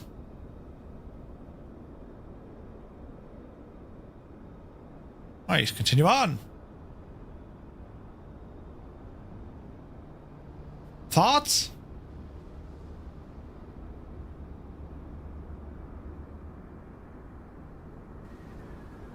I mean, it's smooth and whatnot. It's still way up there at 100% though. There she goes. Right, there's her stutters now. And it's just on the CPU. The GPU is sitting at 10%, like. Is your AMD chipset drivers up to date, Murph? Probably not. Have you turned off stuff with the scenery? Yeah. Daza could be onto something there. How did you set up the off-screen terrain cache? It's on Ultra. Maybe there's just an update needed for the CPU. Oh, Jesus. Yeah, we have to do something. We can't fly in that. AMD, how do you update it? Is it Ryzen? Do you do it through there or do you do it through AMD? Let's find out. That's a website. It's shag all use. Ryzen app. Use. Just try another plane. Really interested to see if it's the plane.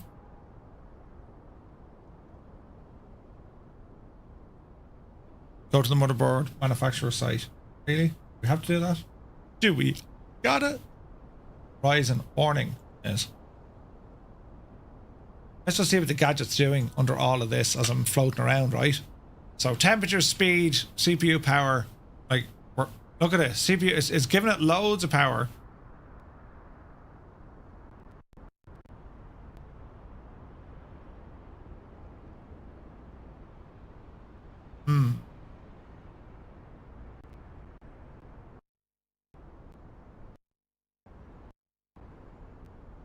That's interesting.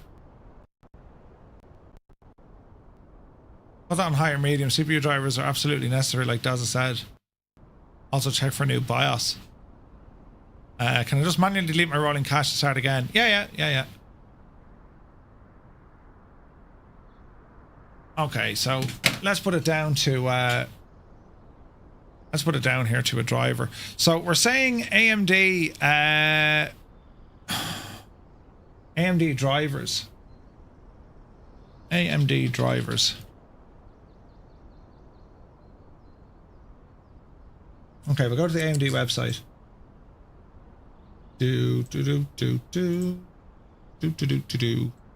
Right, download Windows drivers. Or search for a product. Auto detect and install drivers based on your Radeons here. Well, that's the one to do it, isn't it? And then this will detect a whole load of stuff that's out of date. Diddloo! What's going to happen here? This is all terrifying. It is recommended to save your work and close other applications. Yes, we will. PPT, TDC, and PDC are the most important settings in the BIOS. Really? Alright, let's have... Oh, Jesus. What's this now? AMD Radeon graphics.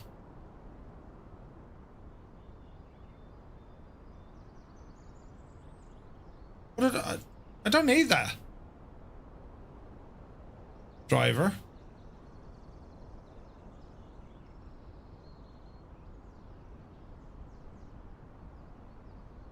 chipset drivers. So that's what we want.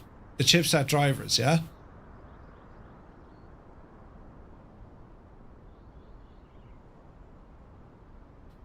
Okay. Exit that. Search for your product. So 9800 X3D. That it there? That's it there. Search. Drivers and download the latest. Version number. AMD software Adrenaline. Or auto. What's this Adrenaline business? Chipset AM5 Pic Mobo.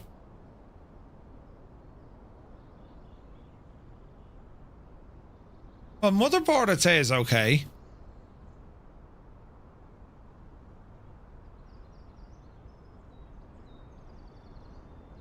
Who makes me? It's MSI Carbon.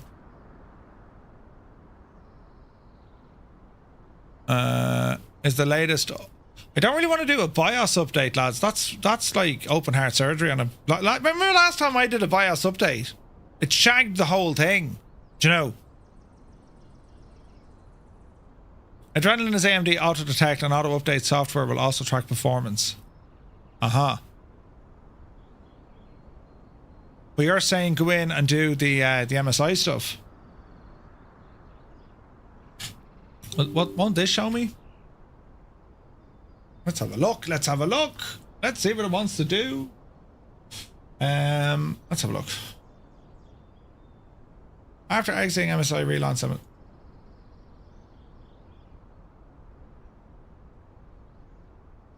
That's weird. Try it again. I use auto detect and install, not Adrenaline. After exiting the center, relaunch the center and click yes in the user account control to complete installation. Why is that working?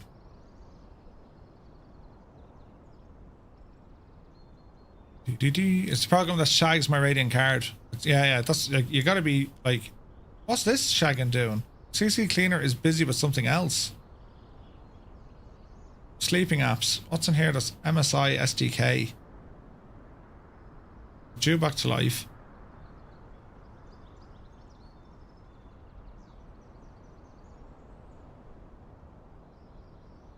I mean, try it again. C Cleaner also performance killer? Think so?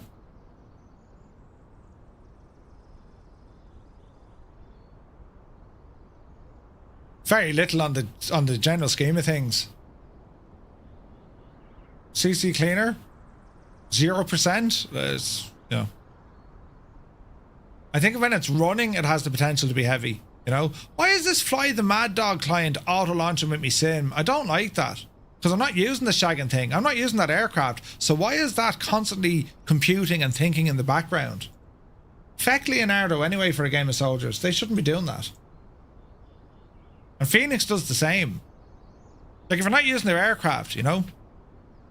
Discord if you have time. Yes, we have time. Open Discord, Murphy, you muppet. Let's have a look at this. It's all terribly exciting, this, isn't it? What are your thoughts? Let's have a look.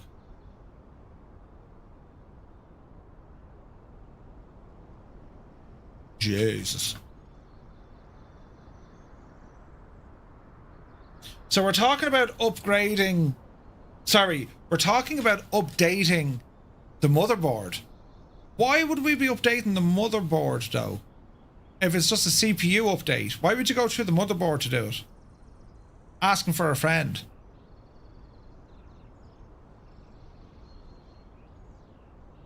You know what I mean?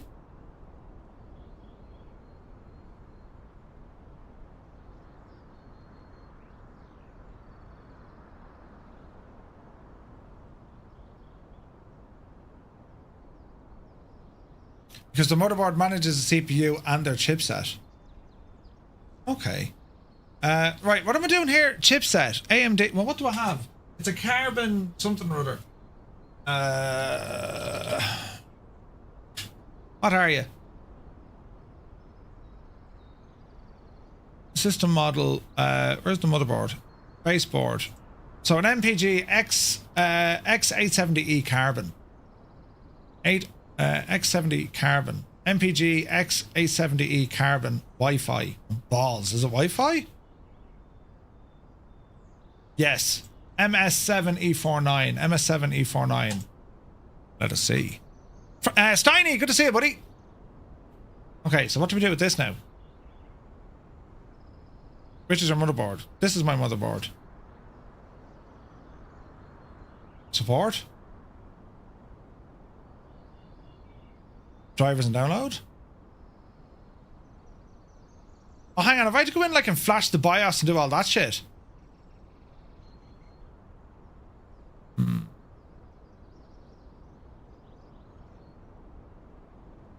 No. Okay, right. So I just download it and install it. Wait, how do you install it?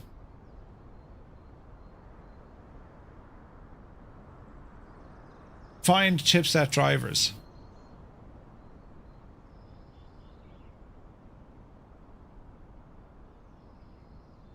Right, support. Drivers and downloads. BIOS. So we just want to do this. AMD. That's what we're after. The release date is there. Isn't that the ticket? Yeah. Right, let's grab that. Who we're there now, sure, and we'll see. Right, we're getting there, lads! Right. Now, for me to install that, I imagine everything else needs to be shut down in the background, yeah? Yeah. Let us have a look.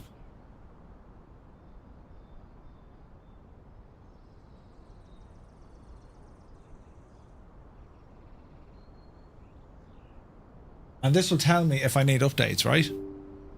Let us see. There's a new BIOS from October 14th. Yeah, I'd be afraid of it. Right, so I don't need to grab any of this stuff from Ryzen directly. Alright, let's close that. Let's close that. Now, what's this doing?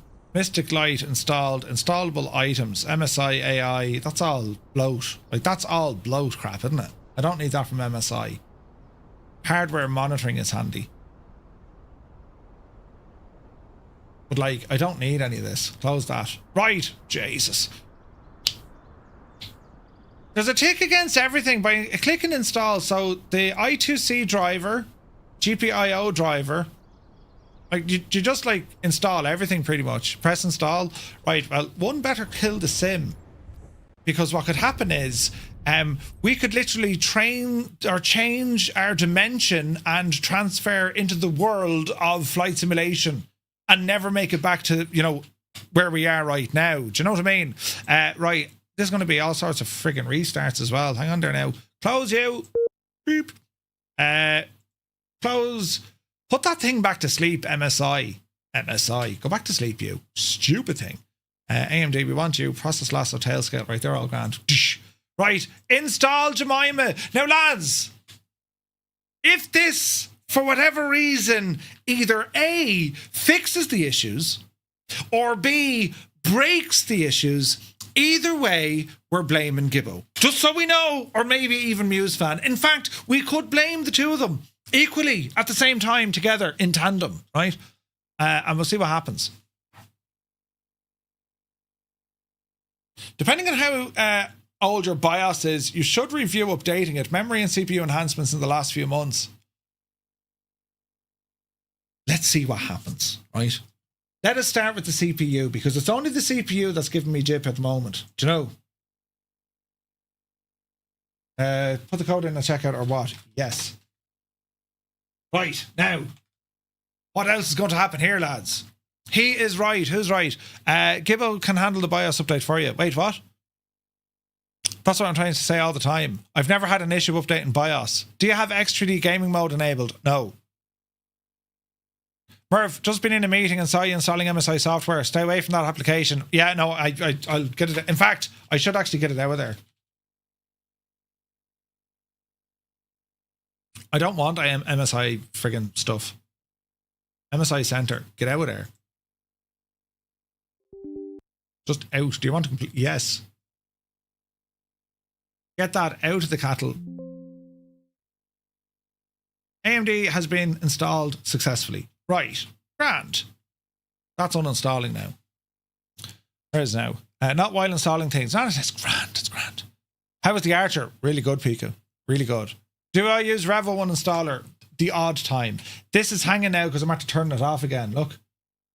Performance optimizer, sleeping apps, unsleep the devil, and now we'll uninstall it. Yes, yes, yes. Well, the curse of the 7. Close that. Close it. Right. Thank you. Restart the PC. Right, lads, this is going to be... Jesus, then, we don't know. Restart. What'd you do today, lads? Murphy broke his computer. Oh, yeah, what else did you do? He said something about flying to New York or something. Yeah. Jesus. Right, I've no signal. And my CPU light is doing all sorts of flashy lights. This is only a driver. As you say, like, the BIOS will have an impact as well, but, like, that's major surgery.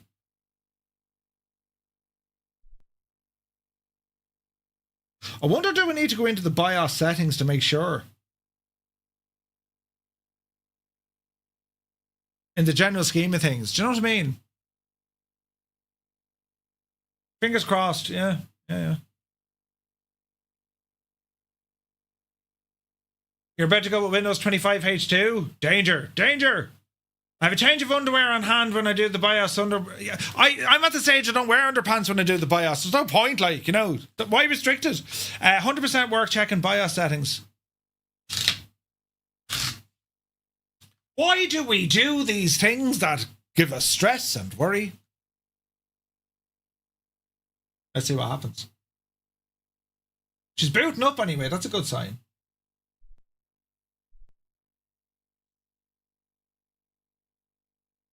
Taking a while to boot. Is that normal?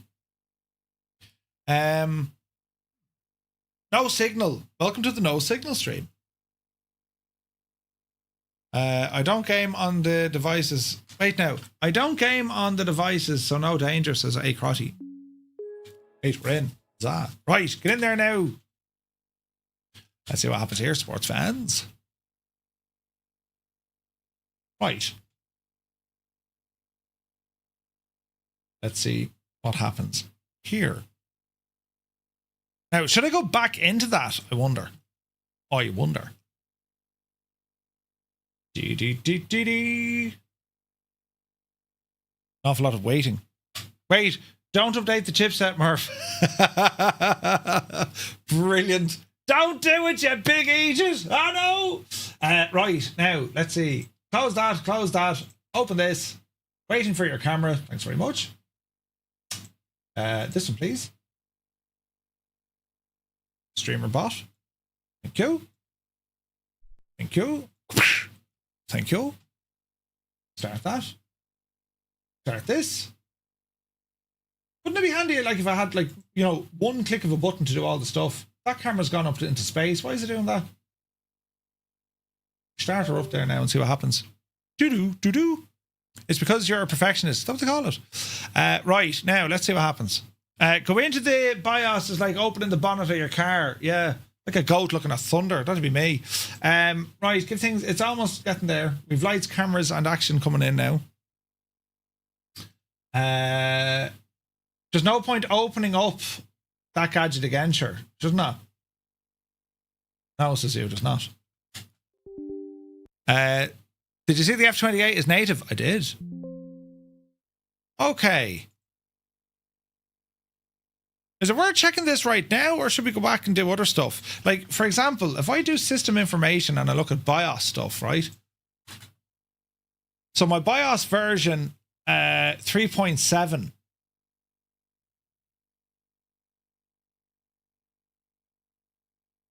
And I imagine if I go to that AMD website again, that'll tell me AMD.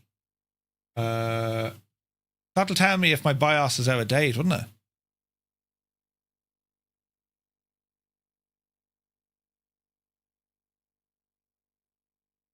Do.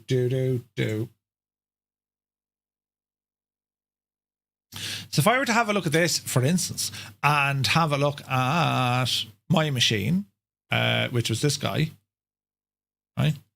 And we go into support and we look at the BIOS for this. The most recent BIOS is up here, look. Supports pressing and holding the power button for 10 seconds to force a shutdown. Oh. So it's at, look at the version number. 1870. I'm not getting the same reading here, look. System model 3.7. Do I have CPU-Z? CPU-Z. Sure I have somewhere, right? CPU-Z. Surely I had CPU-Z. Oh, I deleted it. We'll grab it. CPU-Z. Do.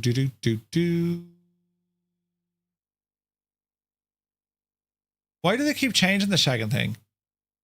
And which is the right one now? Try to get the PS5 Pro, right? It shows the BIOS. Wait, what? It shows the BIOS number, does it? Okay.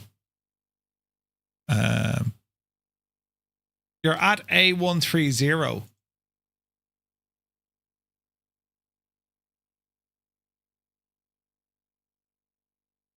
Where do you see that? A130? BIOS version date. A30. A30. And they're now up to what? A70.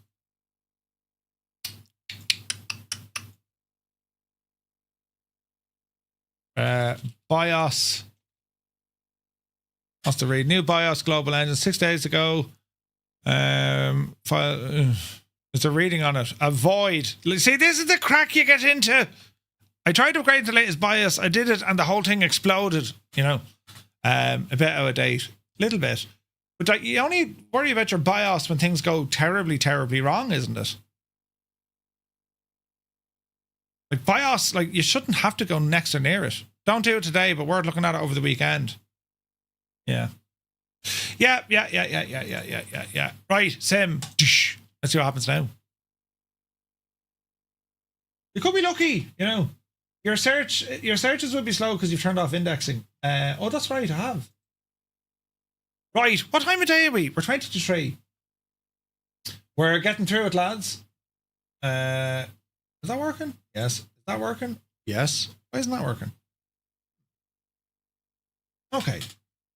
Let's have a look. Right. It's part of standard maintenance nowadays. Updating the BIOS will often add enhancement features. Murphy Tech Tips. I always updated the previous version. I'm hesitant updating my BIOS. Now, let's see what the CPU driver does. Mightn't do anything, but let's see. There are exploits for certain BIOS versions.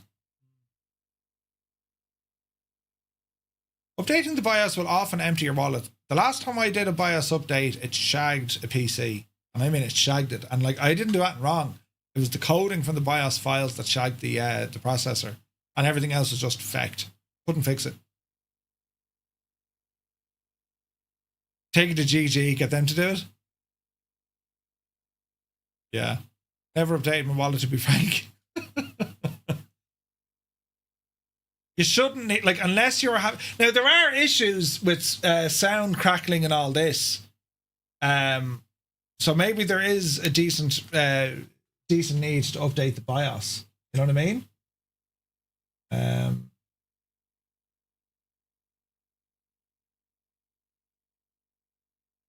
That's this guy here.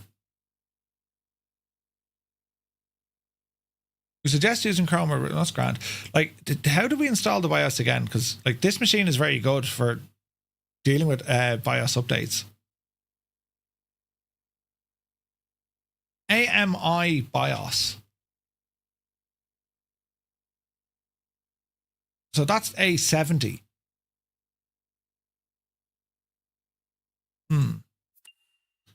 When installing the new BIOS, file check confirms that if installed, the previous version is installed. Has MSA grand? Okay. See my post here? Yes, MSA have the habit to revert the AGSA version of the BIOS without a warning. Thanks for reply. It's MSI. Changelog has much information as the website. I like to keep everything up to date. Although apparently this should only be done if you're having problems with an older version. I'm worried about degrading my computer's performance by reverting to an older version. Check this article, but if I were in your place, I wouldn't be so quick to revert my BIOS. Give it a few more days, see how it behaves. Can I downgrade using a simpler method? How to update BIOS using mFlash. Yes. Using mFlash, I can do that.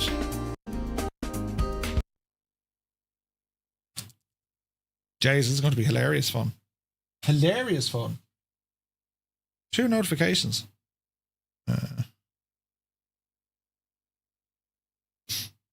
In a momento.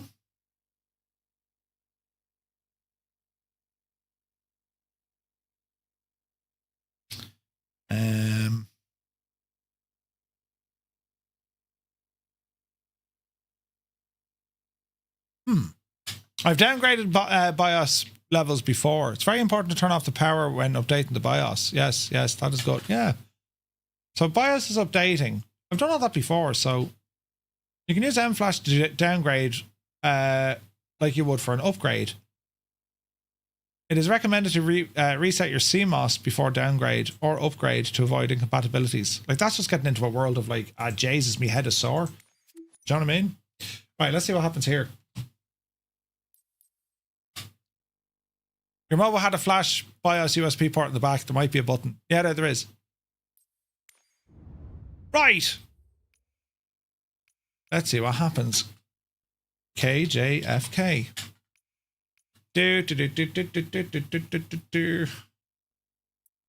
So we were getting 100% CPU spikes. I think we're going to get the same again, but sure, look, that's just me. Jump into ramp 2 here. And load her in. And we're at 100% CPU.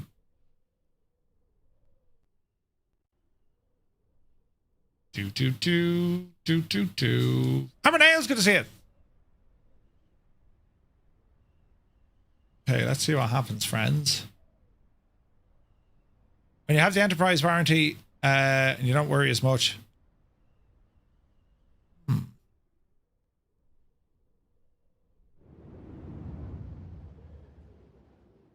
Okay.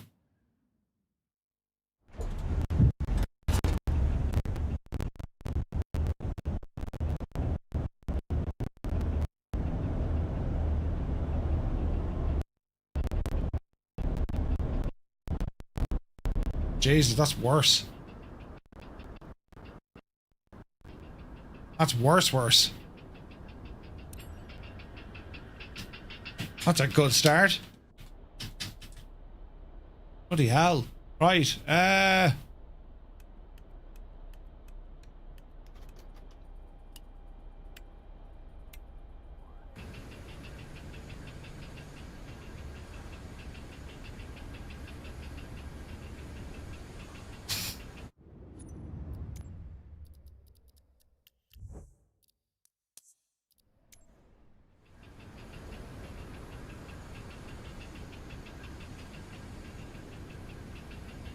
This could be interesting.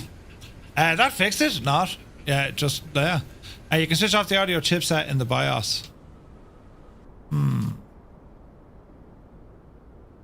Sounds, yeah, they crackle quite a bit, yeah. We will try it with a different aircraft as well, don't worry. But the idea is, if you're using the same aircraft to troubleshoot, you're going to then rule out that aircraft. You know what I mean?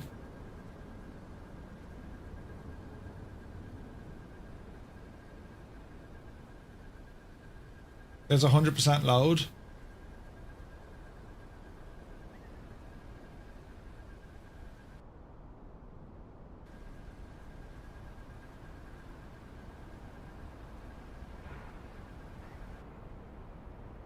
Seems okay.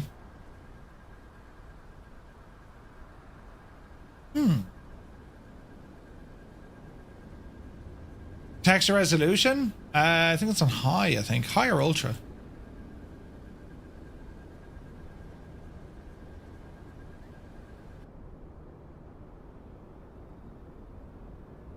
%90 load, 40%.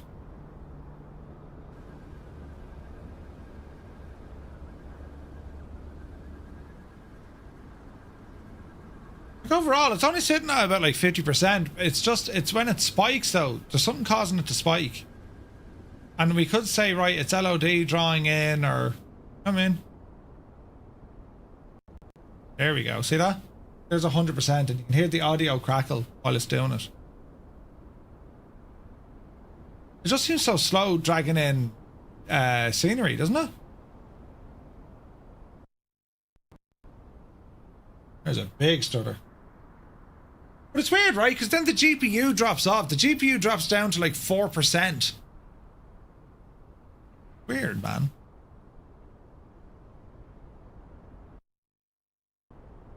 See what I mean?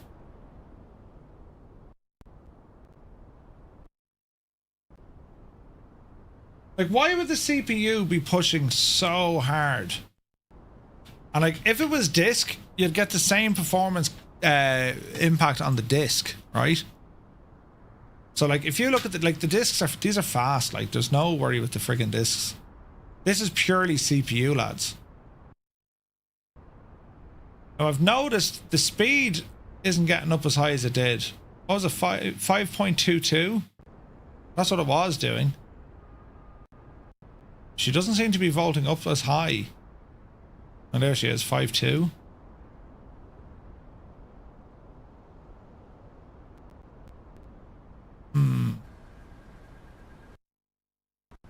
Big stutter.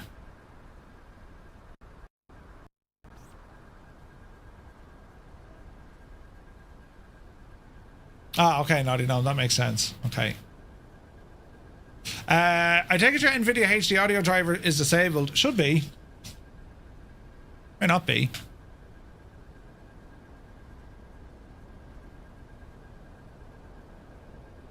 Yeah, they're off.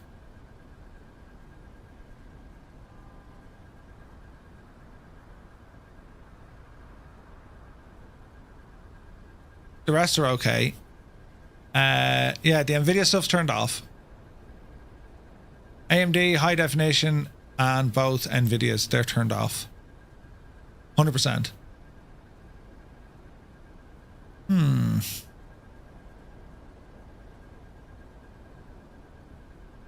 High precision event timer. I've always left that off. HPET. High definition audio controller. I've two of them.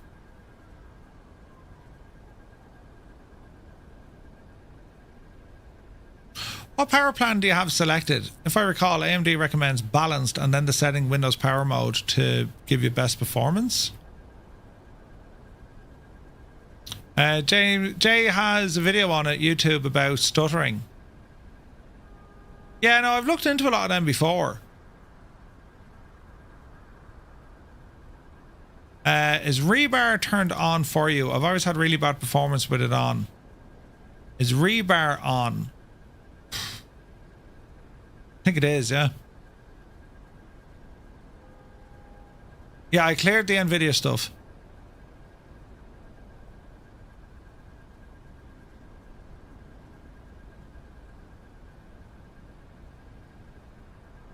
Like, Edge is running, but like, I always run with Edge.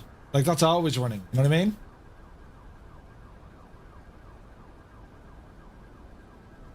Like, this is on high performance.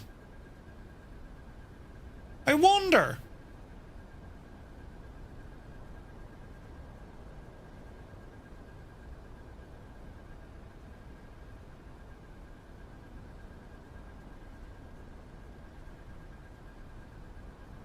This is just a hunch now.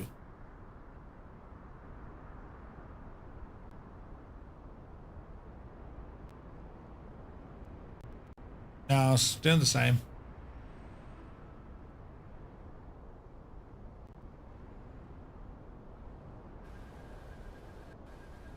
Although, in saying that, she hasn't got up to 100% yet.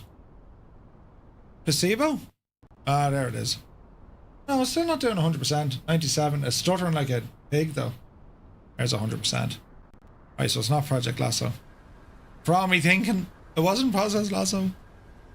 Wake turbulence? No. Separate note, it's a myth that you need NVIDIA GPU set to max performance. They never give your card a break. Even when off, GPU will use max performance when needed. Don't know, Dougal. I've done enough hours of testing to know that max performance mode actually does make a difference. Because what happens is, it depends on like the whole hierarchy of commands. Windows may not know to use that GPU based on the settings for the game. So we might know that it can actually push it to maximum performance. Or at least that was my research into it, do you know?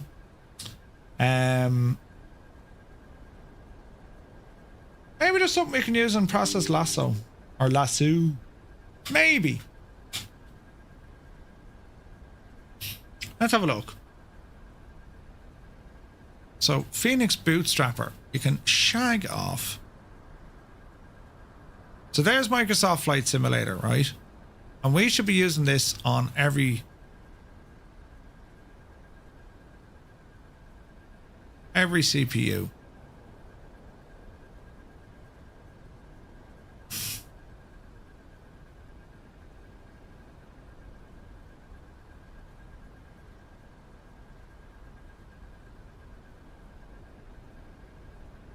Boost is turned off.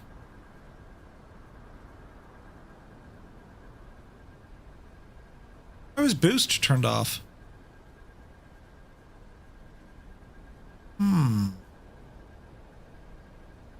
Yeah, XMP is on.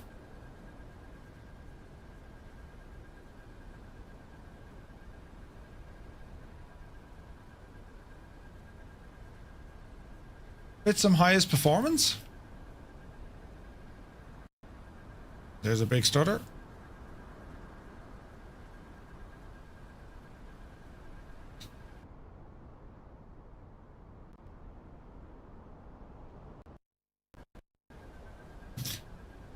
Very strange. Missing any Windows updates? No. Nerf my age, yeah, good point. But it's weird though, because like other guys aren't having this issue that I'm having. And I'm trying to figure out what is causing it, you know?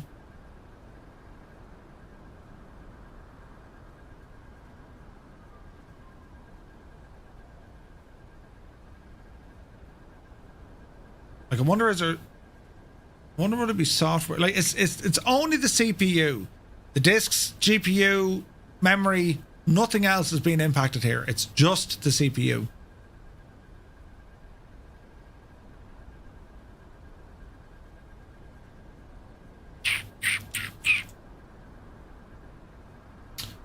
Interesting, isn't it?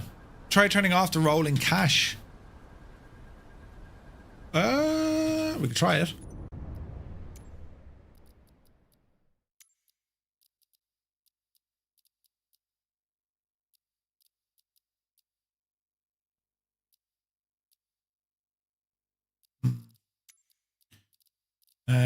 Rolling cache. Where is that? Off-screen pre-caching. Yeah, Dougal, like I've tested my rig and it performs something like 40% higher than anything else with the same spec. You know? Diner Dan, good to see you. Nerf my age, thank you very much indeed for 2 months, buddy. Cheers, man. Thank you very much indeed.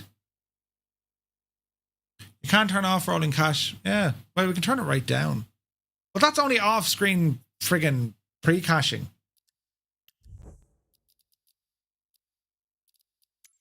Rolling cache is needed.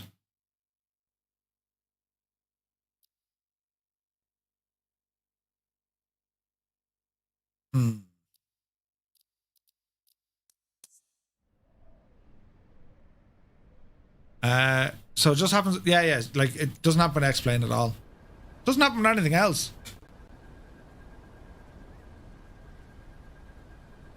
And it looks great. It's very smooth. And like, it'll be fine, I'd say, later on. It's just why I'm getting that 100% load spike every now and again, you know? But if the cache has dodgy data in it, it's trying to load repeated textures might cause issues. Yeah, but we just cleared the cache, you know? I mean, look, that's butter smooth now. It's just chugging away at like 52%. And like, I'm getting a frame rate locked at 120. There's nothing wrong with that scene. So my worry is, it's just when it's trying to load in stuff. See there, now you start turning. Because it's trying to say, right, it wants everything over here. Like, that's where the off-screen friggin' pre-caching should come in. I wonder, is ultra shagged? What if we just turn it on to high? Off-screen, put it on to high there for a second. Let it all kind of settle down now for a second.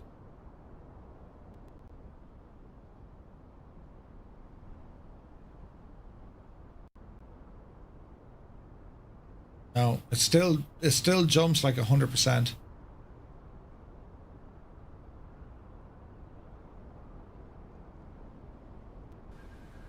So it's between the data being downloaded and then being pushed to be read in the sim. Like, that's what it is. It's only under max load. The stutter is a result of max load, Dougal. Yeah, that's all it is.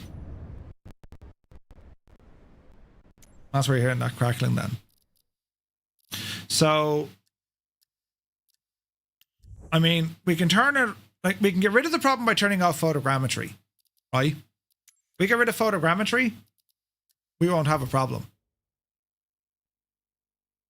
Can you install New York scenery on your hard drive? So you can't download necessarily.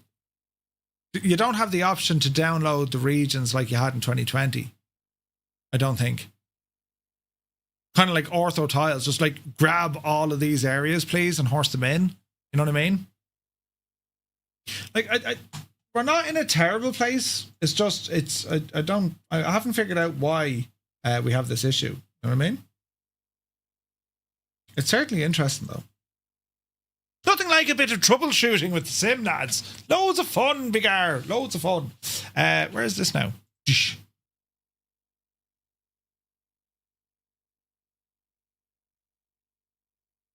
100% naughty. 100%. Applying settings. So it's like rebuilding up the sim. Ashraf, welcome in, buddy. Hope you're well. This is all terribly interesting. Applying the settings, turning photogrammetry off. Why does this take so long? This should be just like, oh, okay, clear the cache, and then in you go again. I wonder, not system information, and I don't think it's process lasso either. Like, bear in mind, lads, like, I just don't get performance issues. You know what I mean? So, well, the sim isn't doing anything, so that's why she's sitting there. Is there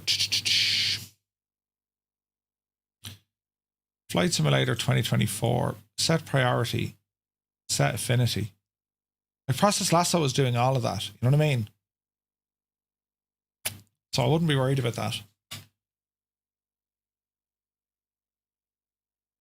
Does any give the option like Orbex or saving the airport to the disk? Yeah, like that. Any scenery is on the disk. It's not downloading. You know, you didn't get performance issues till now. But even now, like, it's yeah, it could be like it's like a cache issue. You know. Sure, we'll see. Like, all that they are is stutters. Like, you know, I'm not getting CTDs, thankfully. You know, they're not like game-breaking stutters. They're just, you know, and I'm moving the camera very fast, faster than what you would do. So, like, just you have to allow for that too, right? It's just annoying. Yeah, 100%. This is taken for, you know, the gadget and the Oaks. Just loaded up the Fokker. Ooh, yes, the F-28. Digital America, good to see you, buddy. Last place you needed, though, it's onshore final. Yeah, but Asher, listen, like, I'm not overly worried. Like, if it happens, it happens. I And like, we have options anyway. Like, I mean, it's, we'll see. We'll see how it behaves. That's all we can really do. Where's this now? Who's ringing me? People are phoning me. This is taking way too long. How does it take so long just to turn off one setting? We're kind of stuck here now in this never-ending looping thingy of stuff. The options on the UI, man. Jesus, would they drive you nuts? Come along, Sim. Do your thing when you're ready, please. Like, what's it even doing? Like, disk, nothing. It's just like, it's chilling out. Oh, it is. It's not actually chilling out. It's trying to do it. Come on and do it, man. I still have a feeling that 128 gigs of rolling cache, I think that's like absurd. I think that's way too much. I think.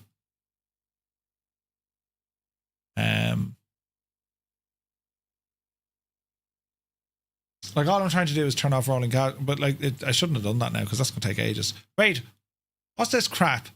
Stuff running. I hate when stuff is running. What's AMD running now? External events client. What's this all about?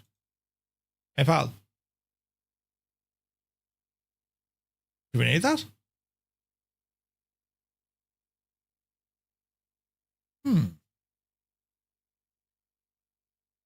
Oh, come on. Jesus. Get into here for a second. Like, I still think that our that local cache size is ridiculous. Like 134 gigs now. Like, I think that's just nuts. I want to make that smaller. I don't think that was a good idea, putting it to that size. That's my understanding. I could be very wrong, but I don't think so, lads. Even though they're on like fast drives, you know. The loading circle of death, yeah. Main reason I've not moved to 24 is the control settings. Just a pain in the ass. Yeah, the interface. And like, they don't listen. Like, no one's listening about that. Like, no one says, yeah, we need to revisit the UI. They're too proud, or whoever built it, they're too proud. But like, it's needs so much work. You know, even on the PlayStation, like, it's just clunky, you know.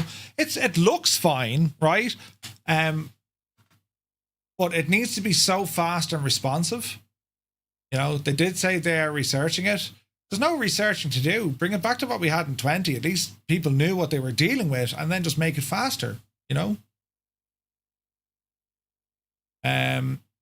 No, Diner Dan. No, this is some update 3. We're kind of stuck here in the never-ending spinny Rooney of, you know, applying settings. This is taking far too long. The Blade UI is the gift that keeps giving. It shouldn't take this long. I agree. I can't exit out of this. Although we can put it into controls. Like, it's responsive-ish. We might have to nuke the sim here, lads.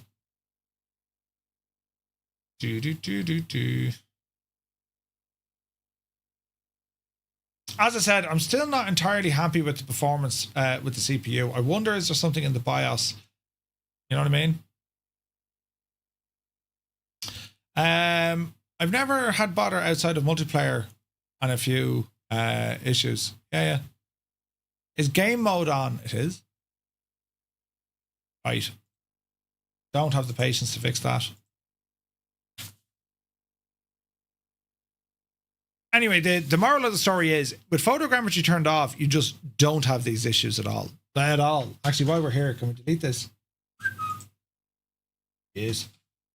Delete the rolling cache of 124, and we'll bring it back down to 64.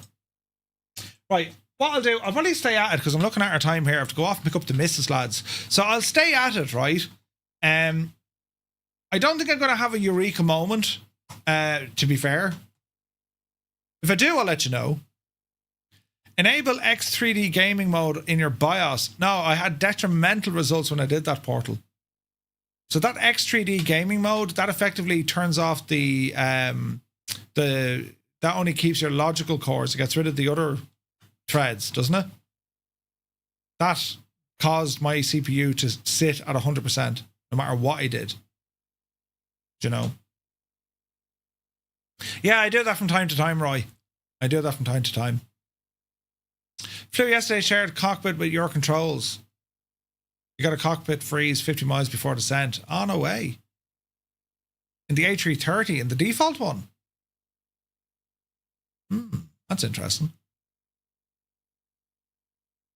Yeah, that X3D setting, last time I was in there, like, I just got really bad performance. It's worth a try again, though, don't get me wrong, you know. But I do know, like, when I turned that off, the performance went from, I remember at the time, from, like, you know, 120 frames to, like, I was getting short of 300 frames, you know. And, like, the only difference now, I've changed things around slightly because I'm using, I have to because I kept getting screen tearing. So I'm using all sorts of jiggery pokery to make sure we don't get screen tearing. And, like, I get up to 300 FPS. If I wasn't putting this through a capture card, I get 300 FPS in almost every case with the sim, with 4 times frame gen. I would definitely not recommend turning X3D off. Maybe we're trying again. When you say X3D, maybe it was game mode I turned off. I'd say X3D is turned on. There was something in this. There was something in the BIOS that it was to do with like extra power and stuff, and it just didn't like it at all. Do you know?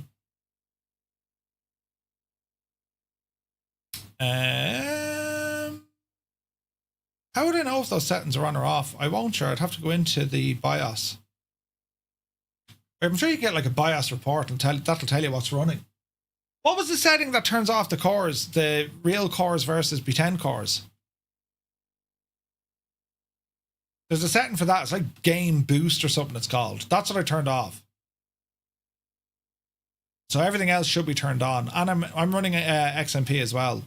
And like the RAM is running fast on this. Like it's 6,000 megahertz. It's fast. Do you know? Right, we have to go into our options here now and fix what I broke. Let's see here now. Online photogrammetry on, please. Now, please don't take 20 minutes to reactivate all of this. There we go. Now, rolling cache. Get in there and let's call you 64 gigs. Thank you.